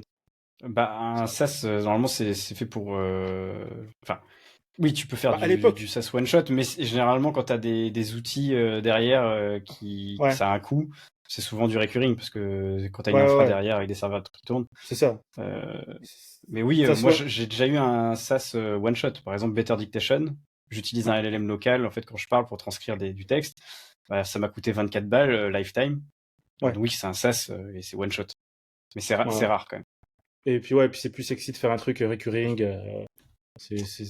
T'as des users, ils payent tous En les fait, mois, etc. c'est ça. Le recurring, c'est bien quand tu sais que tu veux avoir quelque chose de périn dans le temps. Ouais. C'est dur en fait de se baser sur quelque chose où tu sais que bah, tu as fait une vente et c'est à vie et après bah dans ce cas-là il faut une stratégie d'upsell où tu te dis bah je vais revendre quelque chose à mon audience si tu veux continuer à vivre, tu vois. En fait, ce qu'il faut vous dire, c'est que c'est dommage de faire du one shot parce qu'en fait, sur du SaaS, en fait, avoir un user, ça vous coûte de l'argent. Donc, de l'argent, Mm. du temps, vous appelez ça comme vous voulez. Ça vous coûte de l'argent, soit de l'ads, ce que vous voulez. En fait, une fois que vous avez, disons, votre utilisateur, il vous a coûté, je sais pas moi, 5 balles euh, en ads, euh, c'est dommage en fait de lui vendre qu'une seule chose. Parce qu'en fait, ça, c'est pareil, c'est dans des livres de Tougan, il disait, c'est plus facile de vendre euh, euh, un truc à quelqu'un qui vous a déjà acheté quelque chose qu'aller chercher un nouveau client. Ouais. Parce qu'en fait, déjà, vous avez payé le coût d'acquisition, vous l'avez payé une fois, ensuite, vous pouvez lui vendre plusieurs choses. Vous n'avez pas besoin de repayer un coût d'acquisition pour lui revendre une deuxième chose. Vous l'avez déjà, vous avez son email. Bah, Antoine BM il Voilà. fait ça, hein. Antoine BM il fait des infoproduits, il est sur YouTube, Ouais, ouais. ses produits sont top. Il fait plein de petits produits et donc une fois qu'il en a vendu un, en fait l'avantage c'est que bah, les gens ont trouvé bien ce qu'il a fait et tous les autres petits produits qu'il vend c'est du upsell à chaque fois. Et en plus avec des avantages si tu as déjà acheté ces produits avant et en fait il se fait des revenus continus avec son audience qu'il a construit et ça fait que grossir Ouais. typiquement. Ok, Sébastien, bah, bonne chance pour ça. Tu me tiens au courant. Écris-moi sur LinkedIn, tu me diras comment c'est passé. Yes, salut Seb. Euh, Les prochaines donc questions voilà. je les mettrai directement sur le Ok. live stream en cliquant dessus. Ouais. Donc si vous n'avez jamais vendu, vous allez apprendre à vendre par email, faire des séquences email de vente, faire des campagnes d'ads, parler à vos utilisateurs, etc. Donc la vente, il y a énormément de choses derrière. Donc c'est pour ça que si vous avez jamais fait ça, la tech, vous savez le faire, vous savez build, c'est pas là-dessus que vous devez passer le plus de temps. Vraiment, passez pas beaucoup de temps sur la tech. Ça, c'est un truc qui s'est acquis, vous savez le faire. Euh, de rien, c'est. Euh, SaaS, marketer un SaaS, bon, on a préparé ça, les différentes méthodes pour générer des prospects. Bah, from scratch, cold call, donc ça, je vous en ai parlé dans la slide d'avant. Euh, Cold call, vous avez par exemple une liste de 100 emails. Le but d'une public, bah, vendre à son audience, par exemple poster sur LinkedIn, sur Twitter, ce que vous voulez. Ça, c'est ce que Marc Louis fait. Donc lui, Ouais, son produit, je crois qu'il lui rapporte le plus d'argent, parce que lui, il publie ses chiffres. Il me semble que ouais. c'est Shipfast, Ouais, je sais pas si. justement. Je sais plus, je crois qu'il a dépassé les 200K MRR. Non, 80K ou 100K MRR Possible, avec son possible. produit. Ouais. Donc Donc c'est voilà, énorme. vous pouvez. Ouais. Par exemple, si vous avez une audience LinkedIn ou si vous commencez à poster, vous pouvez vendre, bah, si vous parlez de SaaS, un boilerplate, faire des SaaS d'automatisation LinkedIn. Il y a énormément de trucs à automatiser sur LinkedIn. Et si vous êtes un minimum, vous avez une audience sur LinkedIn, vous pouvez parler à des mecs qui postent sur LinkedIn, leur proposer des outils d'automatisation, etc. Carrément. Vous avez Product Hunt, fonctionne mieux si on a une audience. En fait, Product Hunt, c'est comme Malte. C'est la foire, tout le monde met son produit, et puis les mecs, ils choisissent un produit, ils regardent. Et... Vous pouvez avoir vos premiers utilisateurs comme ça, mais si vous n'avez pas d'audience que vous allez envoyer pour upvote vos produits, vous allez être dans la masse. Donc, Ouais, fonctionne mieux si clairement. on a une audience.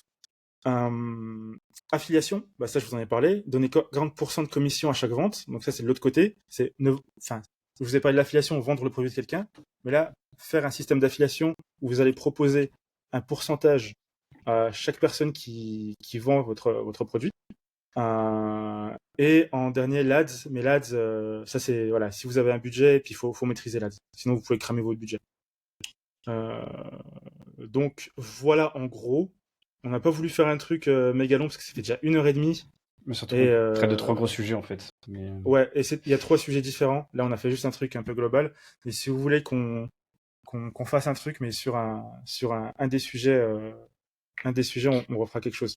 Ouais, ça pourrait être intéressant de savoir si des gens dans le chat là sont intéressés par un format juste sur une transverse des sujets qu'on a abordés là aujourd'hui. Ouais. Où vraiment on dépile un truc. SaaS. Ouais, ça, je pense qu'il y a beaucoup de monde qui serait intéressé par le SaaS. Il y Ouais. a énormément de choses à dire sur le SaaS. Par contre, Là, genre, même SaaS, agence, tu vois. agence aussi. Ouais. Les Ouais. gars, franchement, l'agence, je pense pas qu'il y a énormément de monde qui sont intéressés, donc je n'ai pas envie de faire un live. Le mieux, c'est que vous prenez un call découverte avec moi. Vous bookez sur moncal.com. Vous allez sur mon site, au-dessus à droite, prendre rendez-vous et vous me posez des questions. C'est gratuit, puis je répondrai aux questions, quoi. C'est le truc le plus simple. Ouais. Après, il y a différentes topologies d'agences, tu vois. Ouais. Donc, mais ouais.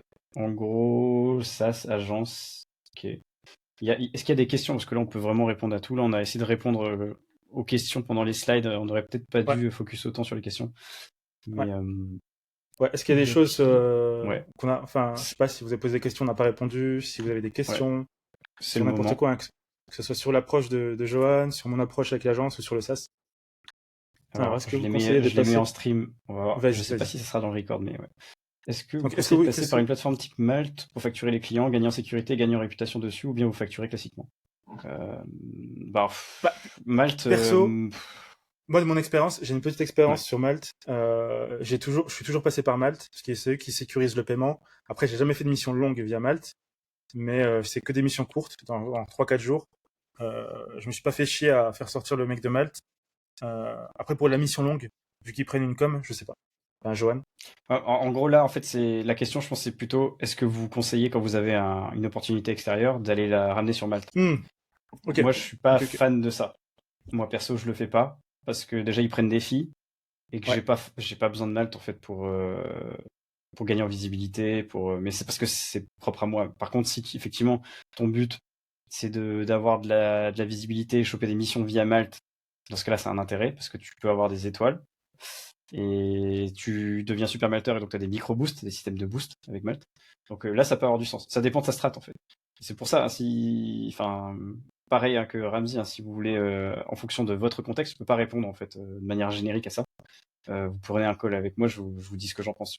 Mais, Après Malte, du coup, autre question. Ouais, Malte pour excuse. les petits, si c'est des petits projets, d'une semaine et tout, vous pouvez faire passer les mecs par Malte, parce qu'au moins vous avez le mec peut vous mettre une review, et au moins ça permet enfin, d'avoir une meilleure valeur perçue. Par exemple, tu vois un profil avec, je sais Ouais. pas, 5 reviews, Quand 10 tu vois 5 reviews. étoiles, ouais, Voilà. c'est beaucoup Voilà. mieux quoi. Ouais. Autre question, tu ships tes landing pages de ton agence avec un ou plusieurs templates? Moi j'ai plusieurs templates, et j'envoie un screenshot des templates aux mecs, et ils choisissent. Donc je peux utiliser le même template pour plusieurs clients. Après, en général, ils me demandent de changer les couleurs, avoir un code couleur à eux, etc. Mais ouais, tu peux utiliser le même template pour 10 clients. Ouais. Ensuite, quid du temps que vous passez à build une communauté formation sur les réseaux par rapport à vos business? Ah ouais, ça c'est une bonne question. Ouais. Moi pour ma part, vu que je fais plein de choses en parallèle, c'est un peu hardcore parce que je passe du temps, vraiment pas mal de temps dessus. J'ai YouTube, j'ai LinkedIn, j'ai les appels découvertes pour le coaching et mes appels de coacher. Donc moi juste La partie réseaux sociaux, je pense que je dois passer 1 heure minimum par jour dessus. Et si c'est sur la partie YouTube, là typiquement cette vidéo-là, elle va être sur la chaîne YouTube de base, donc je sais pas si on peut compter ce temps-là aussi dedans, mais quand je fais du contenu, que ce soit des podcasts ou autre, bah ouais, ça prend facile de 3 heures, voire plus. Donc par semaine, je dois être à plus d'une journée juste pour les réseaux sociaux, quoi. Mais n'empêche que ça me ramène du cash, de la visibilité, de la crédibilité, des opportunités, quoi. Et je pense même que s'il y a un truc que je ne dois plus négliger aujourd'hui, et je pense que Ravi sera d'accord avec moi, c'est vraiment ma visibilité sur les réseaux. Ouais, complètement. Complètement. Et moi, moi, je suis que sur LinkedIn. Je focus uniquement sur LinkedIn. Et pour moi, c'est un post par jour environ. J'ai énormément de posts qui sont préparés. Parce qu'en fait, à chaque fois que je pense à un truc, j'en fais un post et je le partage avec LinkedIn. Et j'ai pas envie d'aller sur d'autres réseaux, en fait, ou sur YouTube, parce qu'en fait, ça va me prendre beaucoup de temps. Déjà que ça me prend du temps. Ouais. Donc, En fait, l'idéal, c'est ouais, se focus sur un seul ouais, ouais, réseau, et ouais. après, tu peux déverser sur les autres avec des outils d'automatisation. Tu vois, c'est ce que je fais. Moi, Ouais. mon réseau principal, c'est LinkedIn et YouTube quand je fais du contenu audio, enfin, ou vidéo. Après, je le répercute après sur LinkedIn aussi, tu vois. Mais mon main focus, c'est LinkedIn. Ouais. T'as François qui dit, avec tout ça, il vous reste du temps pour avoir pour voir votre famille et amis. Moi, j'ai pas de famille, j'ai pas d'amis, ils sont tous morts. Donc, Ah ouais, bon. Là, merci l'ambiance. Ah la vache. voilà, ça c'est fait. Non, non, Ça c'est fait. je rigole. Non, non, famille, bah moi je suis expat, donc toute ma famille elle est en France. Donc voilà, ça c'est fait. Et amis, bah si, j'ai pas mal de temps, hein. J'ai beaucoup de temps. Bah, j'en parlais justement dans la salle, je mettais time management, c'est moi qui gère mon temps. Donc, donc ouais, j'ai du temps, il me reste du temps. Ouais. Y a un mec qui posait la question, si tu peux afficher celle de Aymar, Aymar, je sais plus comment on a. Attends, Ramzi, certainement quelqu'un t'a scroller. apostrophé, une des dernières. Euh, Ouais, ok. Ok. voilà. Ramzi, quelqu'un t'a Ramsey, quelqu'un t'a apostrophé. Vas-y, apostrophé. Ouais. vas-y, vas-y. Sur Je te laisse lire, pourquoi je te tu ne laisse lire. parles jamais de code sur LinkedIn, mais que de marketing. Ne penses-tu pas qu'en parlant des deux, tu pourrais acquérir, assurer une certaine clientèle? Alors, moi, j'ai pas envie de parler de technique, parce qu'en fait, j'ai passé énormément de temps sur la technique euh, à mes débuts. Et moi, ce que j'aime, c'est le C, l'assembleur et la programmation bas niveau. Je prends aucun plaisir à faire des langages haut niveau, c'est-à-dire JS, Python, etc. Pour moi, c'est juste des outils qui me permettent de générer de l'argent. Moi, là où je m'éclate, c'est vraiment sur la partie quand c'est technique. Et je pense pas que les mecs sur LinkedIn, enfin la plupart des devs, c'est des mecs qui font du React, du back-end, etc., etc. Et parler de technique, vraiment Ouais. technique, je pense pas que je vais trouver un public. Ouais, c'est. En fait, tu pourrais, mais en fait, c'est toujours pareil. C'est ce qu'on dit aux gens, en fait. Les gens que je coach, c'est quoi ta strat? Ta Mm. strat, c'est quoi? C'est de faire plaisir aux devs ou c'est de générer des revenus? Là, aujourd'hui, moi, je vis pas d'amour et d'eau fraîche. Donc, moi, j'avais deux choix, hein. Soit me focus sur ce que j'aime faire, développement front-end, full stack, avec Next, React et faire des applications pixel perfect. Ok, mais derrière, si j'ai envie d'en faire un business derrière, est-ce que ça va me rapporter de l'argent? Donc, j'aurais pu me dire, ok, bah dans ce cas-là, si j'oriente que dev comme ça, je parle beaucoup de tech et tout, et donc mon but c'est de cibler les devs et de les convertir après sur de la formation ou du coaching sur du dev. Mais ça dépend, tu vois. Genre moi aujourd'hui, j'ai complètement arrêté de parler de tech. Parce Ouais, que, non pas que je sais pas en faire, donc il y a des gens qui vont dire oui, gna gna gna, ouais, bah, enfin, regarde mon chiffre, je peux les publier, les comptes, je sais pas, c'est pas du tout dégueu. Et moi aujourd'hui, ce qui m'intéresse, c'est le market, c'est là-dessus que je trouve qu'il y a un levier plus intéressant pour faire scale en fait, et après piloter mes business et plus être dans mes business. Parce que faire de la tech et toujours faire de la tech, tu seras toujours en fait en train de produire quelque chose pour quelqu'un d'autre ou pour toi, mais il y aura quand même toute la dimension de marketing qu'il ne faudra pas négliger si tu veux faire de l'argent. Donc pour moi, la tech, c'est moins intéressant plus le temps passe. Si le but c'est de faire du business, quoi. Donc je pense que Ramsey c'est exactement pareil. C'est pour ça que complètement. lui sa strat c'est d'aider les devs à générer du cash. Et là où les Exactement. devs ils ont des gros problèmes, c'est justement là-dessus. Exactement. Et c'est typiquement là où on les aide. Ouais, Justement on s'est formé là-dessus et on axe là-dessus. ouais. Euh, attends, je cherche d'autres questions, si t'en trouves d'autres. Vous avez des ressources, des pro tips sur l'algo LinkedIn. Donc, l'algo LinkedIn, je pense Ouais, déjà qu'il change tout le temps, de un. ils changent tout le temps. Et ouais, c'est fort. Ils vont pas faire un algo et boum, allez, c'est bon les gars, on a fini. Donc je pense qu'il est tout le temps mis à jour. Donc c'est une boîte noire en fait, Algo. Il n'y a pas de. Ouais, c'est comme tout. Après, les En trucs. fait, en gros, il y a des trucs que tu comprends. Il y a des patterns, tu vois, Voilà, avec Ramsey c'est qu'on ça. connaît. Il y C'est a des ça. choses qui marchent mieux que d'autres. Il y a des semaines, on voit clairement quand ils font des ajustements parce qu'il y a des grosses chutes ou des grosses hausses pour le même contenu et la même audience. Mais en fait, généralement, ce qui marche le mieux, c'est que tu follow des gens qui sont bien actifs sur LinkedIn. Tu vois comment ils font. Tu Ouais. t'inscris en fait et tu actives les notifications sur tous les mecs qui font des recos sur LinkedIn. T'as Chris, Ruben Tayeb, Kevin Dufresne, Benoît Dubos de Scalesia, enfin, même Ramsey, moi, ce qu'on dit, moi je dis aussi beaucoup de choses sur LinkedIn. Euh, Tu regardes la façon dont on fait les posts et tu vois très bien en fait que le pattern c'est ça en fait. Et après, il faut pas se méprendre aussi, c'est que tu as différentes topologies de posts qui n'ont pas les mêmes strats. Tu as des posts qui vont être là justement pour faire de l'audience et du reach, juste pour gagner en visibilité. Tu as des posts qui vont, te permettre d'être sur un truc un peu plus ciblé, un peu plus quali, dans le but de convertir. Et tu as des posts vraiment spécifiques qui sont là que pour convertir. Et donc, en fait, tu n'as pas forcément les mêmes nombres de likes, de partages, mais derrière, tu as des interactions en fait, que les gens ne voient pas. C'est typiquement un call a été booké, et après, tu as pu closer, tu vois. Et donc, même si tu fais un post à 5 millions de vues, comme disait Chris, ça lui a rien rapporté. Contrairement à un post qui lui a fait 1000 vues, qui était purement orienté pour la vente. Et là, il a converti 5 personnes, tu vois. Mm. Donc, ça dépend vraiment de ta strat, ça dépend ce que tu veux faire. Et en tout cas, ce qui est sûr, c'est que quand tu fais des réseaux, il faut toujours avoir en tête derrière ce que tu veux faire avec. Parce que sinon, tu Ouais. peux faire des réseaux pour faire des réseaux. Hein. L'entertainment, mais ça te rémunérera pas à moins d'être squeezie, tu vois. T'as une chose, au-delà de l'algo, il y a un truc, je crois que c'est ce qu'on appelle le biais de réciprocité ou un truc comme ça. Ouais, Euh, En fait, quand tu postes, moi je poste tous les matins quasiment. Et en fait, j'ai mon feed et avant de poster, je vais liker, commenter plein de posts. Et en fait, quand tu vas poster ensuite, les mecs ils vont voir que tu as liké et en fait, ils vont se sentir entre guillemets forcés de se dire, les mecs ils vont se dire ah ouais il a liké ouais, mon post, ok je vais lui liker, je vais lui commenter. Et ça ouais, marche pas mal. Donc ça je le fais tous les jours. Je prends un peu de temps, ouais, je regarde clairement. mon feed, je scroll et je vois le post.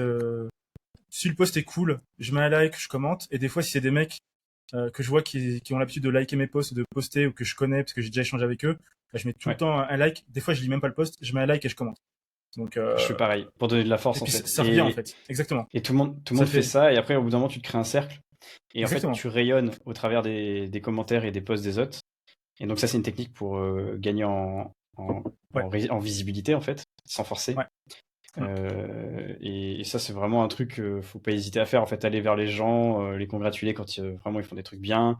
Et en fait ils vous le rendront à un ouais, moment donné, même si c'est pas tout de suite, c'est pas forcément dans le but opportuniste qu'il faut le faire. mm, Mais c'est comme ça qu'on crée du lien social et des exactement. opportunités.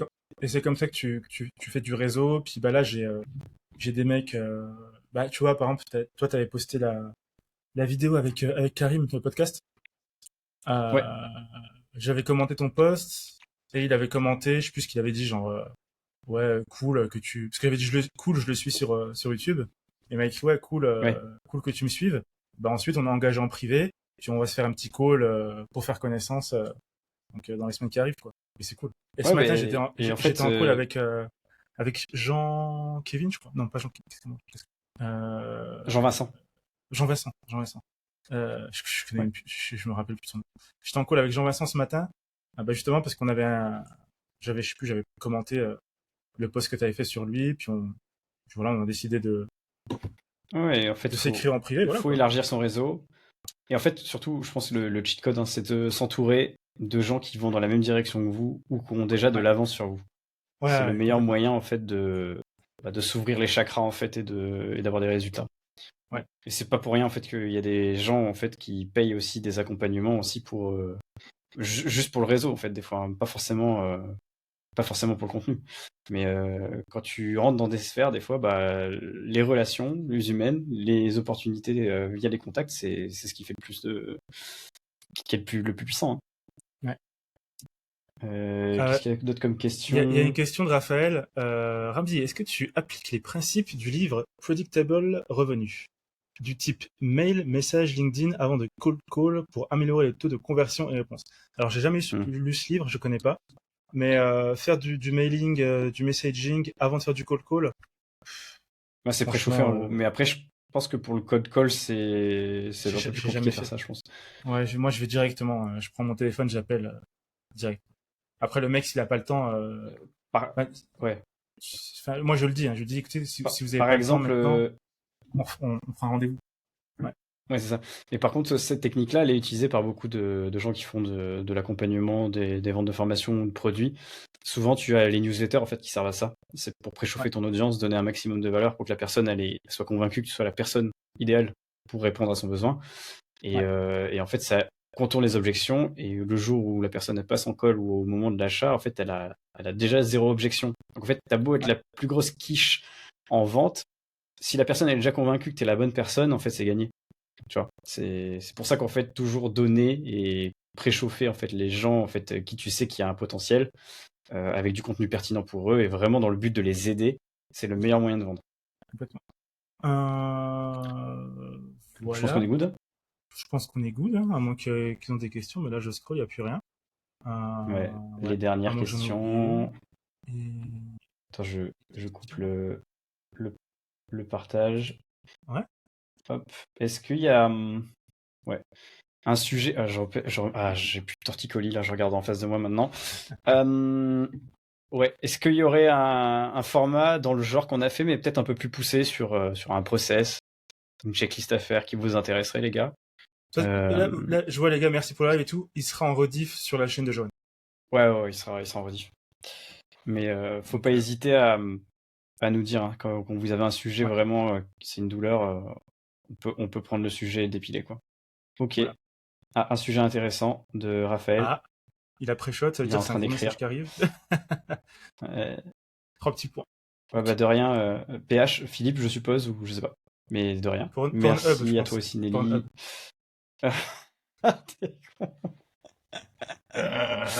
Pierre-Henri, ok, Pierre-Henri. Euh, Bah voilà, je peux pas mettre la vidéo sur YouTube. Merci Ramzi. Ah, j'ai oublié que c'est sur YouTube. RIP. T'es taxé à combien sur une société en Russie? En fait, là, il est taxé comme en France parce qu'il a une AE. Alors, Il a une auto-entreprise. exactement. Alors, je suis en France, parce que je peux pas facturer avec ma société en Russie à cause de ce qui se passe en ce moment, de l'opération spéciale, comme on dit. Euh, En fait, ce qui se passe, c'est que de base, c'est 6%. 6%. Et là, depuis l'opération spéciale, pour inciter les gens à rester en Russie et développer l'industrie de la tech en Russie, c'est tombé à 1% si tu es dans l'IT. Donc, ouais. Mais malheureusement, je peux pas en profiter parce que je peux pas facturer avec ma boîte russe. Les banques russes sont sous sanction. Donc, je peux pas faire de business avec l'Europe. Mais sinon, ce serait 1%. Ah, autre question. Comment tu transformes une offre de CDI en offre freelance, Johan? Tu as une stratégie particulière. Moi, ce que je conseillerais, c'est de faire les entretiens jusqu'au bout sans parler de type de contrat. Et une fois que la personne elle est convaincue que tu es la bonne personne et qu'elle a envie de deal avec toi, tu lui dis bah par contre le problème c'est que moi j'ai le CDI, ça va pas être possible. Et à partir de ce moment-là, en fait, toi en amont, tu auras déjà une idée de combien ça vaut en fait pour lui un contrat en CDI versus le moyen de rémunération en freelance. Faut que tu aies l'équivalence en fait entre les deux. Sachant que faut te dire que si tu es payé 3 000 € par net par ton employeur, c'est il paye 6 000 € brut en fait lui de son côté. Et donc ça, il faut en fait que tu arrives aussi à identifier pourquoi ils veulent pas aussi du freelancing. Ce que tu peux lui essayer de sonder pour avoir une bonne strat de convertir, c'est de savoir pourquoi ils ont pas envie de signer des freelances et c'est peut-être parce que justement ils ont peur que la personne elle puisse partir du jour au lendemain. Donc là, ça peut aussi se contractualiser pour rassurer la personne.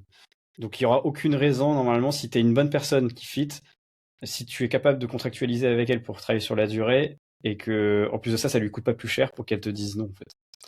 Je sais pas si j'ai répondu à ta question du coup. Il y a SBO qui dit qu'il préférait quand j'étais gros. J'aimais mieux quand tu étais gros, Ramsey. Je sais pas c'est qui SBO, mais ok. Ok, bah écoute, je vais arrêter le sport et Faut je manger vais plus des McDo. sortir, manger des McDo tous les jours. Si je peux te séduire. Est-ce que la shape, c'est une Est-ce strat ouais. market? Alors ouais, mec, c'est game changer avec les meufs. Après, dans le business, je sais pas. C'est pas J'ai pour le pas même eu marché. de... Voilà, c'est pas le même marché, c'est pas le même type de prospect, on va dire. Mais sinon, ouais, Pour les si tu dates. veux, c'est ça, si tu veux date, v'là les meufs, mec, je te jure, hein, Shape, c'est jour et la nuit. Et les femmes, elles disent toutes, Euh, ah, mais moi, les muscles, ça m'intéresse pas et tout. Et tu sais, quand t'arrives, et puis elles voient que t'es un peu musclé et tout, elles te disent, je peux toucher, tu vois, je peux toucher. Ah ouais, vas-y, tu sers. Et puis, waouh, Signal fort, c'est dur. prospect chaud. Je te jure. Ah ouais, elle répond, waouh, c'est dur. Ouais, ouais, c'est dur. Ouais, ouais. Ouais, c'est Je marrant. te jure, c'est trop marrant. On me contacte énormément pour les CDI et là, je veux basculer en freelance. C'est dommage, je passe à côté car je sais qu'il y a moyen de transformer ça. Ok. Bah ouais, ouais, tu peux toujours préparer en avance, toi, en fait, les différents arguments qui vont conforter la personne en face. Et en fait, c'est comme de la vente, hein. Si tu arrives à contourner les objections, et c'est en posant des questions que tu vas savoir quel est réellement le problème, que tu vas pouvoir trouver des arguments pour y répondre. C'est la base. Et effectivement, tu arriveras à convertir, pas forcément 100%, même, c'est sûr, pas 100% des gens qui proposent du CDI, mais tu peux en convertir un petit pourcentage. Donc, faut tester, quoi. Euh, Et SBO, écris-moi en privé, j'aimerais bien savoir t'es qui. J'aimerais bien te séduire, en fait. J'ai juste envie de savoir c'est qui, je suis curieux. En ce moment, je suis sur l'automatisation de prospection freelance. Euh, Qu'est-ce qui a le plus servi pour booster l'acquisition client et arrêter d'être en mode tout à la mano? En fait, le problème, c'est que les gens ont tendance à croire qu'il faut enfin, faut automatiser tout de suite. Et moi, en fait, aujourd'hui, je suis pas encore en full automatisé sur mon business accompagnement, tu vois. Je suis en très manuel. Par contre, quand je faisais de la prospection pour Coding Crew, pour augmenter les volumes et les vannes pour les cours, j'étais en automatisé, parce que j'ai compris ce qui fonctionnait comme message. Et pareil, quand je cherchais des missions, parce qu'en fait, j'avais testé manuellement avant. Donc en fait, il n'y a pas de formule magique. Ça dépend de comment toi tu fais tes messages. Faut pas que ça sente l'automatisation de ChatGPT à fond, parce que ça marche pas, tu n'auras pas de réponse. Mais tu t'arrêtes de tout faire à la mano quand tu vois qu'il y a des messages types qui reviennent et qui fonctionnent. Tu peux t'engager sur un an ou deux, hein. Contractuellement parlant, en fait, entreprise à entreprise, tu fais ce que tu veux. Alors, Euh... on sait que, on sait, j'aime bien, t'as les impôts qui arrivent, on le sait. On sait que fut un temps, tu as investi pratiquement toutes tes économies sur le Bitcoin. Tu en es où niveau ROI? Tu en es où niveau ROI? Tu travailles à l'URSSAF? Bah, je peux vous montrer, hein. Moi, je suis totalement transparent. Ouais. Je leur montre ou pas? Attends, ouais, vas-y, montre. Pendant qu'il cherche ses comptes, Benjamin, ouais, la solution que t'as, toi, et que tu utilises, c'est Human Linker. Donc ça, c'est aussi un outil de prospection automatisé qui est un peu différent de la touche, enfin des autres outils en général. C'est que tu as de l'IA en fait qui regarde ton profil et celui de la personne que tu contactes et qui te pré-génère des messages qui sont vraiment pas dégueux en full auto. Mais tu as quand même besoin de revérifier manuellement, mais tu gagnes quand même du temps, quoi. C'est Human Linker, si vous voulez aller voir. En pourcentage, bah avant ils affichaient pourcentage. Je sais pas, je peux vous montrer en. Là, il va montrer ses chiffres là. Là, c'est Je peux vous montrer attention. en. Pas en Ah si, en pourcentage ils affichent. Bah là je suis à 200%. C'est sur mon application Ledger. Là c'est sur Bitcoin. Oh là là là. Voilà. 198%, Ah là plus là, 62. quel gros menteur, quel gros scammer. Je suis sûr c'est une image. Ouais, c'est. Ah, il vient de faire le montage, machin. Non, non, c'est la Tu sais, Ledger. il a Hein. fait ça en 2 minutes. Ouais, c'est la vraie. Donc, Ouais, il est ouais, super bien fait ton image animée. ouais c'est un GIF. C'est un GIF. Ouais, t'es full BTC ou pas full BTC? Je suis, bah attends, bah, tu sais quoi, pendant que je suis sur Ledger, je vais te montrer. Je suis pas full BTC. À une époque, j'étais full BTC, mais j'ai changé. Je suis, alors attends, il y a un petit graphique. Et là, il va Il y a avoir le écrit, seum parce qu'il va avoir le fisc qui va venir l'emmerder pour tous ses comptes parce ouais, qu'il a montré ses chiffres. je suis sous couverture de Poutine. Faut venir passer la frontière. J'ai ça. J'ai BTC et Solana. Mais j'ai 84% en BTC. Et le reste, c'est du Solana. Après, Ah, le reste, c'est des nice. trucs, j'ai des miettes. Donc, ouais, Sol Ouais, BTC. en gros, t'as 99% sur les deux là. Ouais, ouais, ouais. Ouais, Je suis fou, là. ok. Khabib Euh, Nurmagomedov. Ouais. voilà. Mais ouais, ok. Bah écoute, c'était cool les gars. Ouais, je vais éditer un petit peu, je pense, la vidéo. Il y aura des trucs à couper. Et encore que Ouais, je vais pas me faire chier, règle ouais, 80-20, on s'en fout. ouais, ouais, ouais.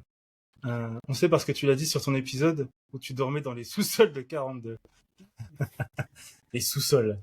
Il y en a Ouais. pas, il y en a un seul, hein. Mais les. J'ai J'aurais dû hold laisser pendant la 10 première ans. miniature où on aurait dit que t'étais un camé dans les sous-sols de Ouais, ouais, ouais, 42. ouais. Ouais, j'avoue. Elle est sur Ouais, t'es LinkedIn. mort de Elle est rire. sur mon LinkedIn. Ouais, c'est vrai que tu l'as mis sur Euh, LinkedIn. Enfin j'ai voilà. hold Bon bah pendant écoute. 10 ans. Je peux hold 10 ans de plus. Ouais, mais c'est bien, mais faut sortir à un moment. Mais ouais, ouais. Ouais. Si tu hold long terme, Bah, pas hold. forcément tout sortir, mais tu peux sortir une partie. Euh, T'es millionnaire ou pas encore? Yes, Pas faut encore, FR. bientôt. Euh, merci pour les Il suffit chiffres. d'un x10, hein, c'est bon, sur BTC. Hein. Il Ou suffit de d'un 1000. x10 et là c'est bon. Voilà. Je pète le million. Moi je suis full ETF Euh, PEA, ok. Fiscus, ok, ça on avait vu. Attends, il va falloir éditer la vidéo, ok, je crois que la couverture a besoin de ouais, sous. Fais attention à toi.